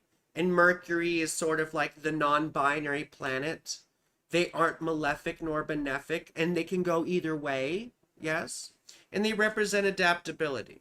But the other reason why Mercury perhaps finds joy in the first house is, as we said, the union of mind and body, of spirit and matter. Meanwhile, the third house, the moon, most likely rejoices there because it was opposite that house of God, you see? And therefore was the house of the goddess, but more on that in a little bit. Meanwhile, Venus rejoices here because she's a benefic, having to do with pleasure, right? Therefore, her finding her joy in the fifth house, where it's, you know, enjoyable things, making a trine to the first, in the area of flesh, lends itself to the signification of the pleasures of the flesh, right? The Venusian things. So therefore the fifth house is sex, romance, children, honors, success, fame, leadership. Oh, wait, that's more 10th house stuff. Why is that there? Those must be some of the ancient significations too. But you'll see things like politics in the fifth house sometimes because it's sort of a game. You'll see gambling, sports, art, sexual stuff, things that are fun, games, comedy, right? Like I have a fifth house sun, Mars, and North Node, right? And most of my shtick is sex and comedy and fun and all that sort of stuff, you see? And I've been in political groups and such since I was a kid, since I was in high school, really. So you see some of that sort of stuff. Now, experiences around childbirth, for example, Mars or Saturn in the fifth house can represent difficulties with childbirth. Sometimes it's the ability to have fun or the lack thereof, as I say here. Like I was saying earlier, fun, games, sports, excitement, thrills, concerts, even things like speculative enterprises or gambling, right? Small businesses are a gamble. And really the fifth house is politics, particularly in Vedic astrology. But I see that signification come through quite a bit. You see? And a lot of what I do too in my business is, making art, making videos, and all this sort of stuff, which is very fifth house. Walt Disney, right? Fifth house sun like me, fifth house Venus. I think he had a whole stellium there. And as I said, we see artists, dancers, performers, musicians. Music is a fifth house thing. You see all the Venusian stuff because Venus rules performers and all that. So you can see a lot of Venus's significations went into that of the fifth house. Next is the sixth house, right? So the fifth house is the house of good fortune. The sixth house is the house of bad fortune. Now, why is that? It's a cadent house, meaning it's falling away, right? It's declining in power. It's in the north, meaning it's more things of the body and the flesh, right? And it's in aversion, meaning it doesn't make a traditional aspect to the first house, correct? So, and it was falling away from the seventh, yes? It's also the joy of Mars, right? Mars, the lesser malefic, right? Therefore, planets struggle here at bad fortune, right? The bad stuff of the flesh and the body. What's the bad stuff of the flesh and the body? Well, injuries, illnesses, accidents, getting sick, infirmity, all this sort of thing, right? And what do those sound like? They sound like the significations of Mars that we talked about in, I think, the second episode or second installment of this series. Mars had to do with injuries, illnesses, accidents, and all that sort of thing. So you see, those significations got brought into the sixth house, right? We also see slavery, yeah? Slavery, being bound or obligated. Now that comes partly from, yes, it's declining.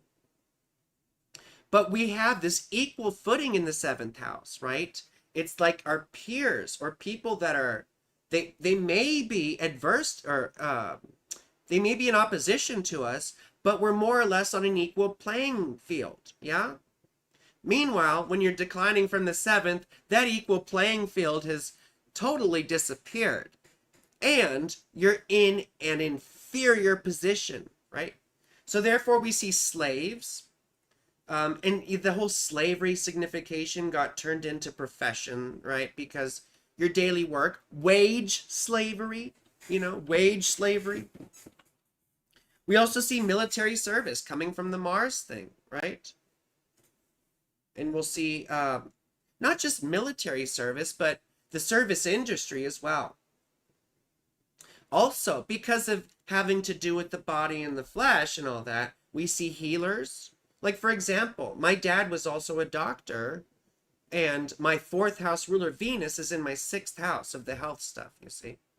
He was also a military um, uh, person as well. He was a soldier. He was a colonel in the United States Army, right? So you see both of these significations. He was also, a doctor, an MD, but, he was a colonel in the United States Army.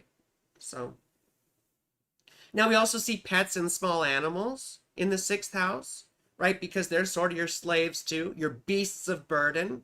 But this signification really gets borne out. We just had a client the other night, or sorry, someone the other night who was attending a live stream, and we saw the eighth house ruler in the sixth house, or the sixth house ruler going through the eighth house, and they just had a pet die, or a couple old pets die, So we also see submission. Sometimes it's kinky, but it can also be the guru chela sort of thing, the guru relationship. I have Venus in the sixth house, and I've always collected these father and mother figure type guru types, sort of educating me along the way, who I always end up being in conflict with later and rejecting, Saturn in the ninth house, right? So discipleship in the sixth house. And by discipleship, it's commitment or submission to a spiritual path, right? Or a leader or something like that. We also see obligations and chores, right? Like I said, the wage slavery. We also see your employees, right? Subordinates. I was a manager for many years. I want to say like 15 years or some shit. I was a manager. And I always had really good relationships with my employees. Venus in the sixth house, right? You see Venus in the sixth house or Jupiter, people who love animals, right? Even though these cats are assholes, I love them, And I've always been very, very good with animals. But we also see Venus in the sixth house relating to partners becoming enemies, you see? It's declining from the seventh house. So let's move on to the seventh house now, which was the place of setting. Why? Because objects set in the west at the close of the day, right? It's an angular house, meaning peak energy, right? When a powerful place. It's opposite the first. Therefore, we see some of the signification being the other, right? So marriages, yes, and partnerships and all that sort of thing, but also opponents, yes? Opponents. So, no planet rejoices there. It was originally the house of death, right? Because being opposite the first of life, it's like, oh shit, well, that's death. The sun is setting, that's death, right? But it quickly changed. Vedius Valens in the 2nd century had earlier referred to the 7th house as death, and then later refers to the 8th house as death, right? So you see it changed a long time ago. Now, we said marriages. The other thing, though, is that it's the place of setting, right? And usually, once the sun set, was when you got to enjoy yourself because work was over, right? You had to have the light to work. You can't work in the dark and night. Therefore, it represented the nocturnal activities. Now, I mentioned the 5th house is the house of sex and pleasure, and yes. But the 7th house, representing, these pleasurable nocturnal activities and such, also had something to do with sex. Because you typically had sex at night. I mean, for me, it's all do it in the morning and do it in the afternoon, right? Do it in the evening and underneath the moon. I don't know. Skin-a-ma-rinky dinky dink, skin-a-ma-rinky doo. All you, right? Anyway, sorry. But the ruler of the 7th house and its condition shows you about the quality of marriages or long-term partnerships. Yeah. For example, my sun rules my 7th house because it's Leo. And then it's conjunct Mars, which represents again, right, like breakups and becoming enemies and such. But I was married, It happened. Now, also opponents, right? buyers, sellers, legal issues, competitors in sports. I think I mentioned this the other day, that Kamala and Trump had some weird seventh house stuff, which illustrates them being in a contest, right, of sorts. So we also see business partners, not just romantic partners, right? Negotiations and contractual relationships and obligations. Why? Because it's sort of like what unites or relates self and other. Yeah. And we also see thieves as opponents. Now, thieves can be in the seventh house, they can be in the sixth house, they can be in the eighth house, they can even be in the 12th house, right? Just like sex is in a couple different places. But it depends on the context, right? This is in the context of equals and peers, right? So as opposed to the sixth house, which is subordinates or people who are, not don't have equal footing as far as power. Now, what about the eighth house here? The eighth house is the idle place, right? The place of non-action. Yes. It was the place where the sun was declining towards the place of setting. Yeah, it was sort of like a limbo space between the ninth place, the ninth house place, and the seventh house place of setting. It's a succeedant house, right? So you think, well, gee, that shouldn't be bad, right? Succeedant is sort of good because they're rising in power. But what? It's in aversion to the first house, meaning it doesn't make a traditional aspect, does it? Therefore, it got those negative significations for the most part. It's also in the south, having to do with other people, right? So you see why it's other people's stuff, primarily, right? Other people's things, It was also opposite the second, right? So the setting place was death in a way, and the eighth house was declining towards that. So it became associated with death. And the aversion thing, yes? That's also where it got the death connotation, because it had a negative relationship to the first house. Now, you can see professions associated with death in the eighth house. The second and eighth both have to do with our money, finances, right? Ours and other people's. Because it's other people's money, in the eighth house, oftentimes we see things like inheritance. So it's not all bad. But we also see taxes, debts, losses, especially financial losses. We see other stuff too. We see like fear, criminality. We'll also see idleness or laziness, right? People who don't do shit, don't get their shit done. Sometimes we see mental illnesses, but that's also in the 12th and the 6th house, but mostly the 12th. Once again, losses and gains. You can see big gains in the 8th house. You'll see a lot of investors and rich people, like really, really rich people with 8th house stuff. Because if you're really, really rich, you probably didn't earn that money on your own. You probably got it partly through inheritance and partly through investments. So, let me double check and see if anyone has questions in the chat really quick. Just want to follow up on the chat. My 7th Gemini nocturnal activities, indeed. Yes. Yes. Gemini nocturnal. I love nocturnal activities.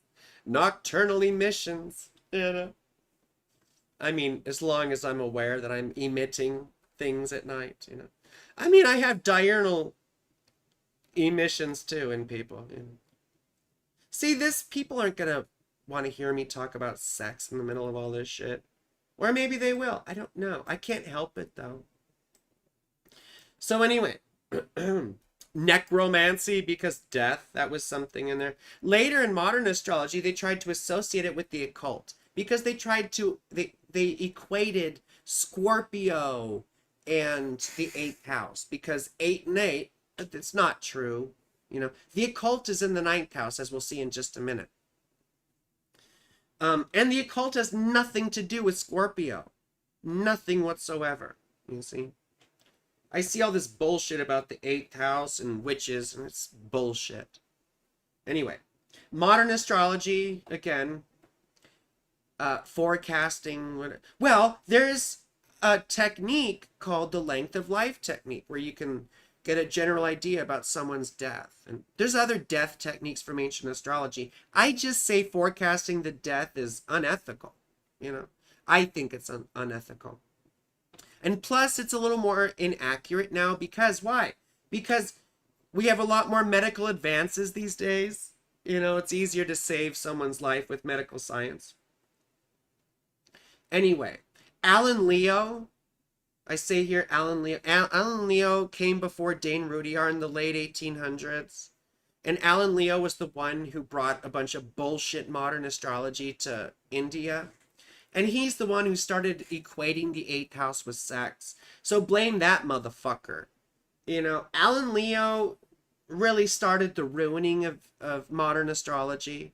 You know, he wrote the book Esoteric Astrology. He was also a theosophist, a disciple of Madame Blavatsky. And you've probably heard me talk about how much theosophy has ruined astrology. And ruined spirituality in general. Ruined a lot of people, particularly women in the spiritual community, because they unconsciously take a bunch of theosophical bullshit as their own beliefs and they don't know where they came from. And the theosophical bullshit is what gave us these mistaken Western, distortions of ideas like reincarnation and initiation and dharma and chakras and Laya yoga and yoga in general. And they misrepresented Buddhism. They misrepresented Indian philosophy, you see. Anyway, that's a talk for another time. I just want you to understand how some of this shit got fucked up.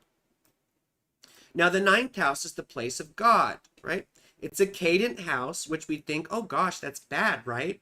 But no, this makes a trine to the 1st house, which made it good. It's a lot of fucking coffee. I had to fast for 12 hours. So as soon as I was done getting my blood drawn, I went through Starbucks. I got this big fucking coffee. I should be boycotting Starbucks because of the Israel shit. But I got this big fucking coffee and I got 2 egg white sandwiches, right? There were 260 calories a piece, so I only had 400 or no. Were they only 200? Oh, so that was over 500 calories. I'm only supposed to be having 400 calories a meal. But anyway, it was worth it. Ooh, I still have some of one right here.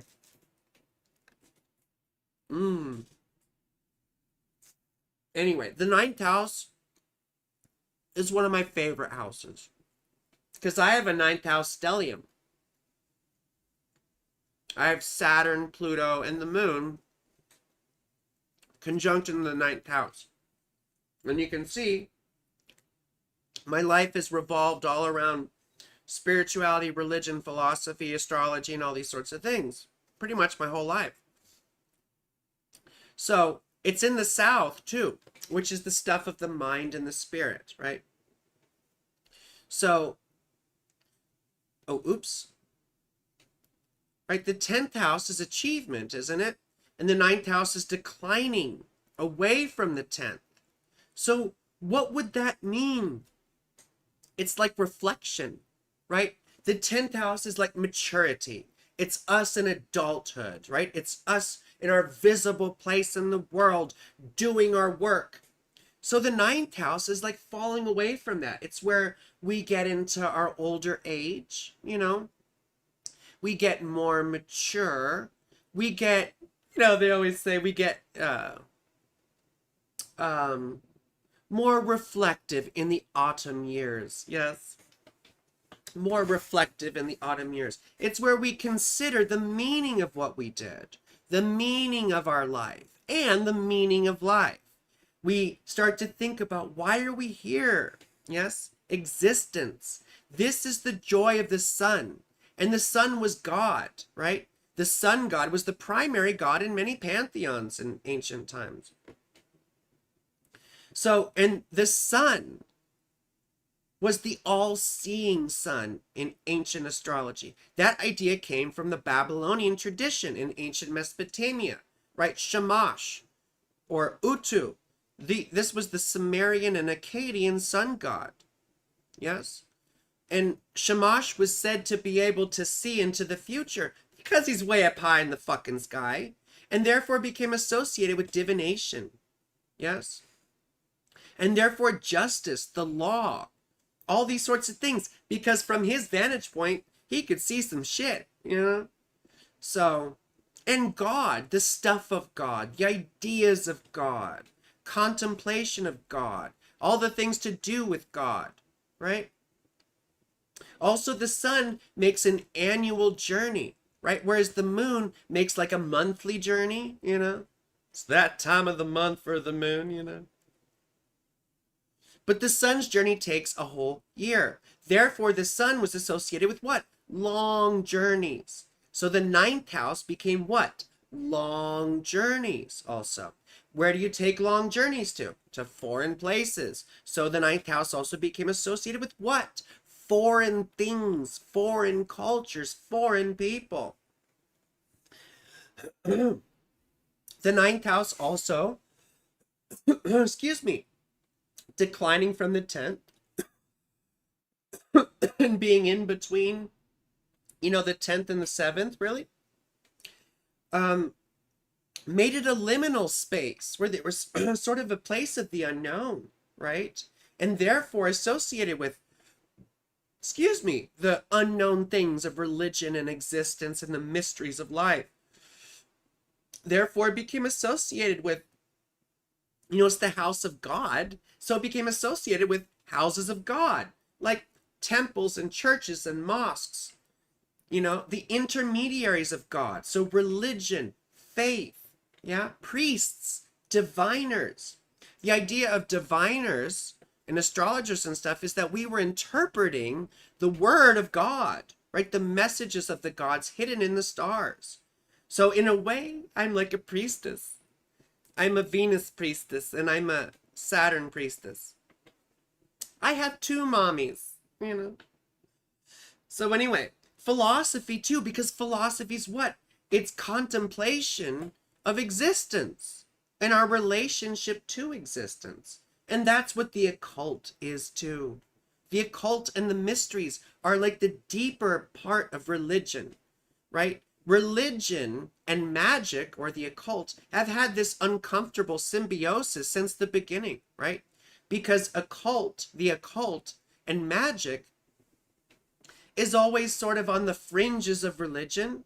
They're operating under the same ideas of divine spirits and all these sorts of things, but the occultist is trying, you know, essentially to wield them and to control them and work with them, right? And meanwhile, conventional religion is about submission to them. Now, I do I'm an anti-theist, an atheist or whatever, but I still do daily devotion to Venus, Jupiter, and Saturn, you know, because I get something out of it. Now, also involved in philosophy, this is higher learning, right?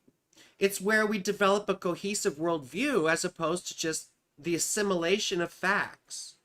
So therefore it became associated with, again, universities where you typically learn the deeper mysteries, right? And mystical things. So later it became associated with academia and professors. Once again, because that's where you learn the higher things, you see. And you could see planets in the ninth house affecting people's spiritual path or their experience of religion or their connection to foreign countries and cultures. Now, how about the 10th house, right? The midheaven. People say the midhaven. That shit pisses me off. Fucking Amber does that all the time. The midhaven. One of my ex-girlfriends did this all the time. The midhaven. Is this something that Midwest girls fucking learn? Y'all need to stop the midhaven. Midhaven, there would be no, it would be Havan, not Heaven, you see? Midheaven. You go to heaven, you don't go to haven, you know. Anyway, so this was an angular house, the second most powerful house. This is peak energy, right? It's making a superior square to the first house, right? Doesn't make it bad. It makes it a very prominent place. It's the middle of the sky, medium coeli, yes. It's where objects became most visible as they were, doing their daily journey from east to west. So therefore, it became life direction. It was also known as praxis. Praxis was Greek for action, what you do.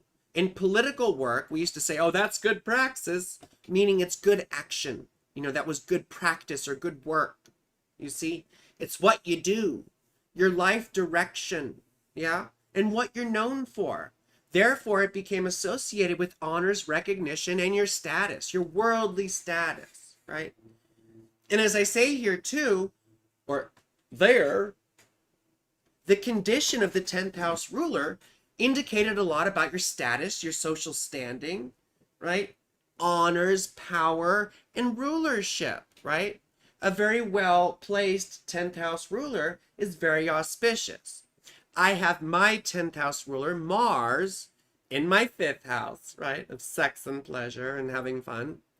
But Mars is also what's called peregrine, meaning doesn't have any dignity, good or bad, which really just means I have to do everything alone. So I'm always like that solitary girl in my world, in my profession. I don't get a lot of help from other people. There's no people helping me run my business. And I get sort of a bad reputation here and there, which is fine. It's fine. But you can see how the condition of the 10th house ruler can tell you a lot, right? Can tell you about bad reputation too. Can tell you about your social class.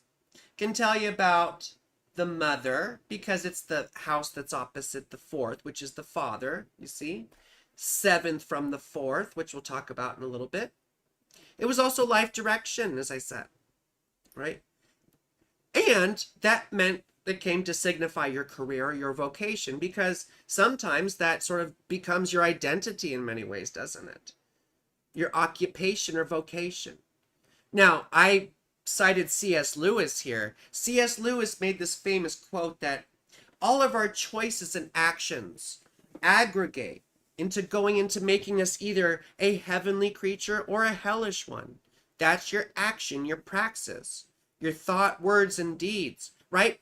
The Buddha defined karma as the summation of your will, right? He said karma is volition, right? Which is what you do. He said, having willed, a person acts through body, speech, and mind. Yes? And that's your praxis. That's your 10th house. So, now how about the 11th house? This was the house of good spirit, just as the 5th house is the house of good fortune, right? Good body stuff, right? Because it was in the north, the subterranean fleshy place. Meanwhile, the 11th house is in the south, the mental place, right? It's succeedent, meaning it's rising in energy towards the 10th. It's in the south, which has more to do with the mind, right? And it's sextile to the excuse me. And it's sextile to the first, making a good aspect. Therefore, it was the good things or the pleasurable things of the mind. It's rising up towards the 10th, which is, action and life direction. So rising up towards the 10th means it's about the hopes and the aspirations, right? The looking forward to what will manifest. Therefore, the 11th house became associated with aspiration to achievement, hopes and wishes and dreams and goals and all that sort of stuff. It's also the joy of Jupiter, right? Jupiter rejoices in the 11th house. Therefore, you see lots of Jupiterian significations imported into it. Yes? That's where you see benevolent friends and supporters come from. The pleasures of the mind, idealism, groups of like-minded people, right? It was considered the distributor of fate, right? Because it's leading up towards that 10th house. It was also called the good daimon, right? The daimon was sort of your guardian angel in the ancient world, right? Excuse me, your little personal, your own personal Jesus, right? You know, Depeche Mode. Personal Jesus, your own personal daimon, right? It was like your personal spirit that followed you around, you know, helping you do good things or whatever. So it's like a spirit guide, you know? It's my spirit guide. So when anyone tells you, oh, spirit animal or whatever, you're like, well, I have a daimon. This is my daimon. Have you met my daimon? Where's my daimon? Ooh, here's my daimon. I don't think he's a good daimon, though. I don't think he's a good daimon. So, in Hellenistic astrology, right, you see some of the other Jupiter stuff come through with gain, prosperity, wealth, abundance. It also became associated with fame, right? You see a lot of famous people with prominent 11th house stuff. You know, there's a lot of famous people with Virgo rising and have Jupiter and Cancer in the 11th house. You see? Excuse me. I have Jupiter and Sagittarius in the 11th house. You know, I'm always like, why aren't I famous yet? Well, because Jupiter's retrograde and nothing good like that happens for me until later in life, where I am now, kind of, or arriving there. Excuse me. But also, it's opposite Mars, so my own aggression thwarts my support. But you see, I get money, a lot of it. Jupiter also rules my 2nd house from my fans and social media work. Social media is in the 11th house now these days, you see?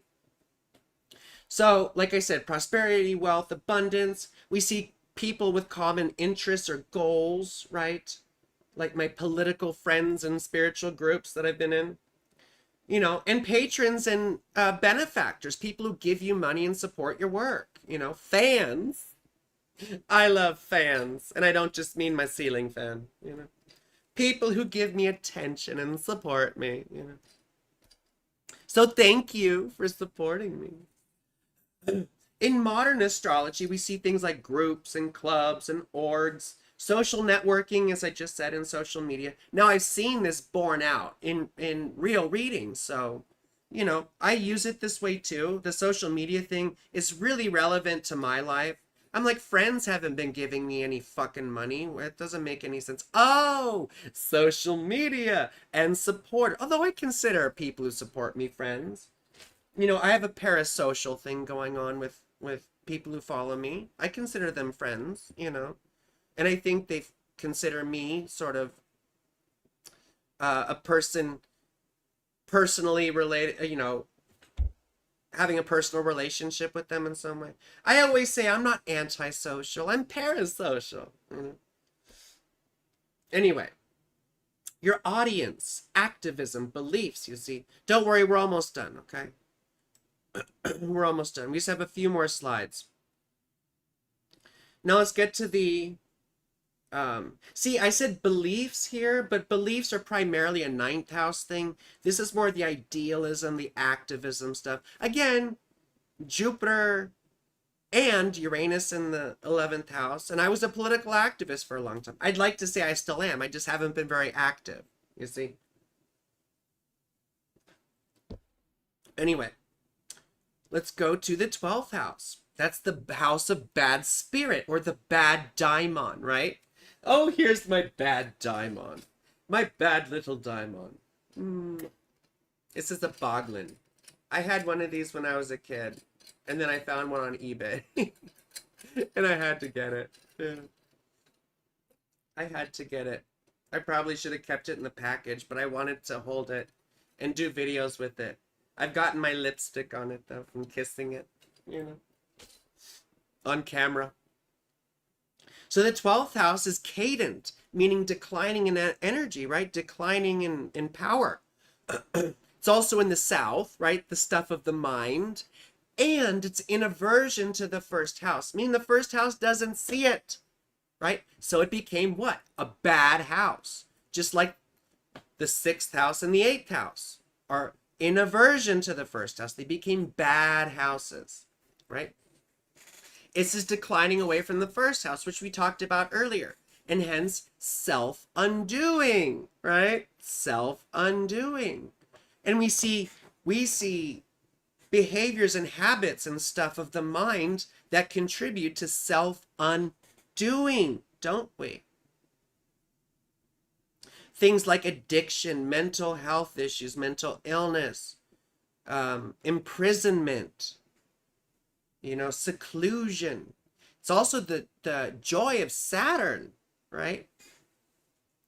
So, and Saturn is what? Isolation, imprisonment, being shunned, all these sorts of things of Saturn, And therefore Saturn rejoices there.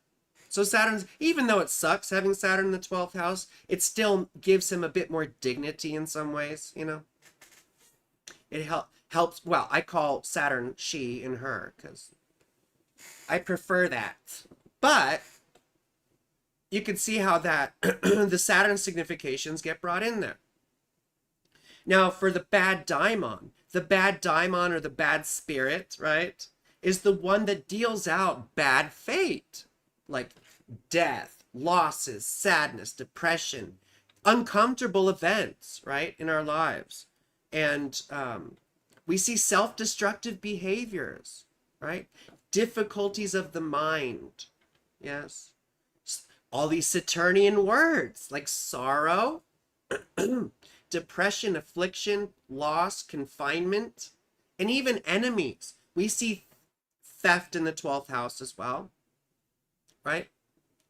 The joy of Saturn, as I said, which is where we get the confinement, the prisons, the incarceration bit. Remember, it's the bad daimon. So we hear things like demonic possession or whatever, but that was typically due to mental illness or addiction or something else. They were just ways of explaining our mental conditions, The idea was that the bad daimon led us to do bad things, to sin, right? And to cause pain and affliction to other people. Again, Saturnian shit. This was also an unseen house, like I said, averse. And this is where the idea of like spies, right? Hidden enemies and stuff comes from. And the hidden enemies things comes later, typically. But secrets and scandals,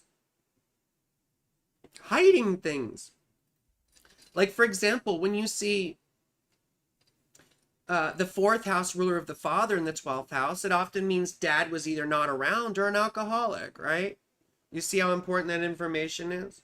Or, if you see the 5th house ruler sometimes in the 12th house, there's like a hidden child somewhere, or something like that I've seen.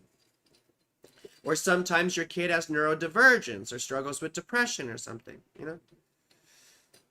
Now, we also see things like submission to authority, big institutions, refugees, and exiles. And that's more stuff from Saturn, you see. So the important thing as we've gone through these houses is we've been able to see how the planetary joys contribute to those house meanings, right?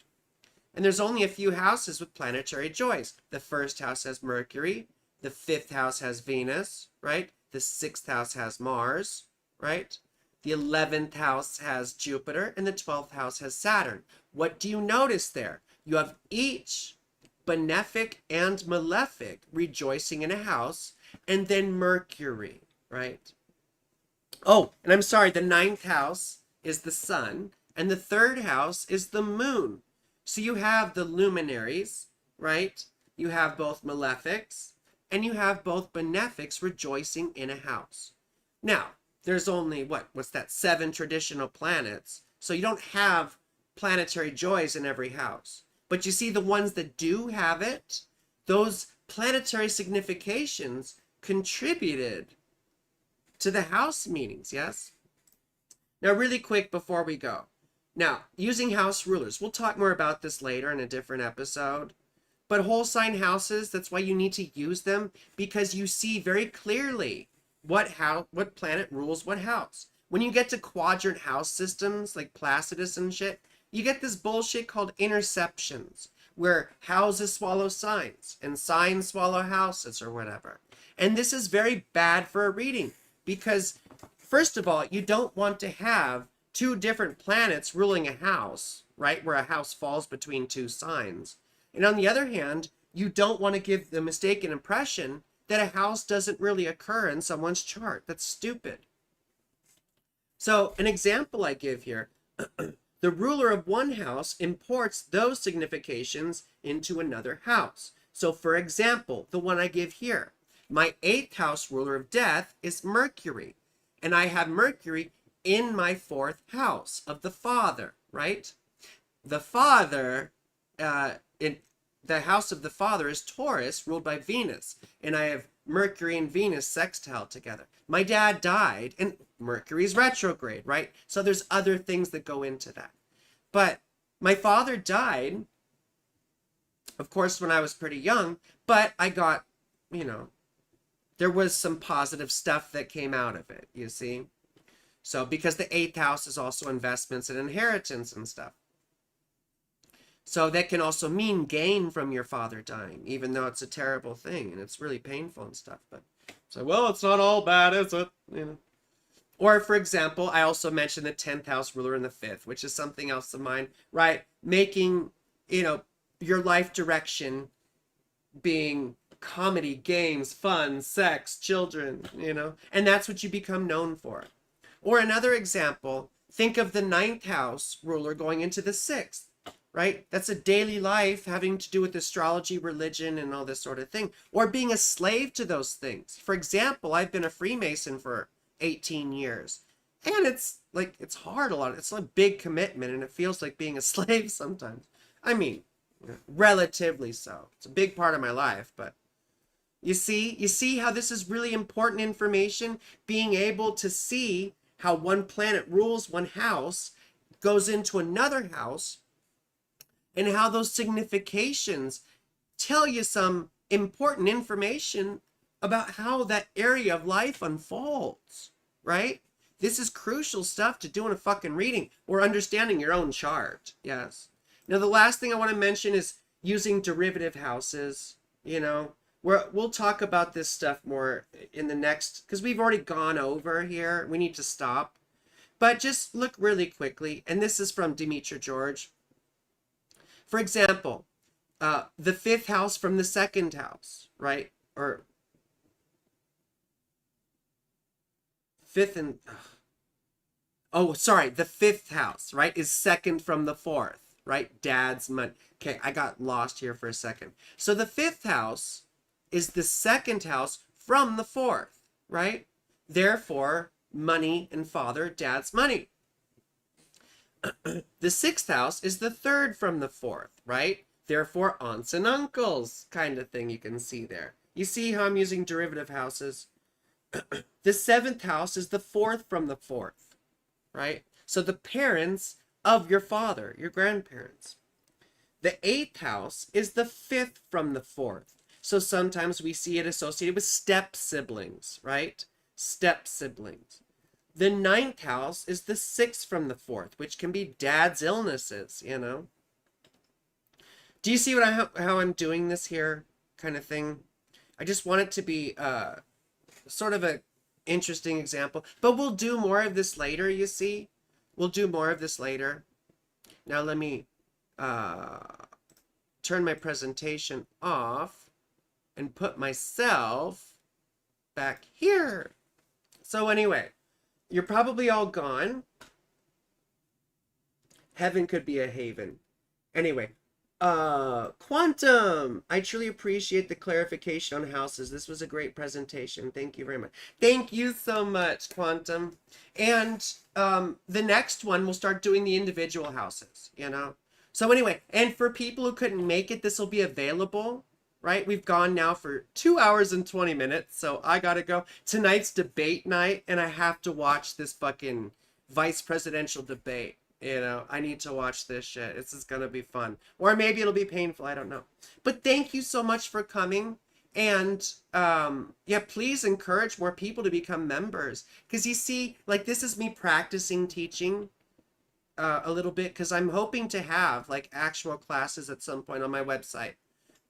Or maybe we'll just keep doing them for members, you know. Anyway, I love you so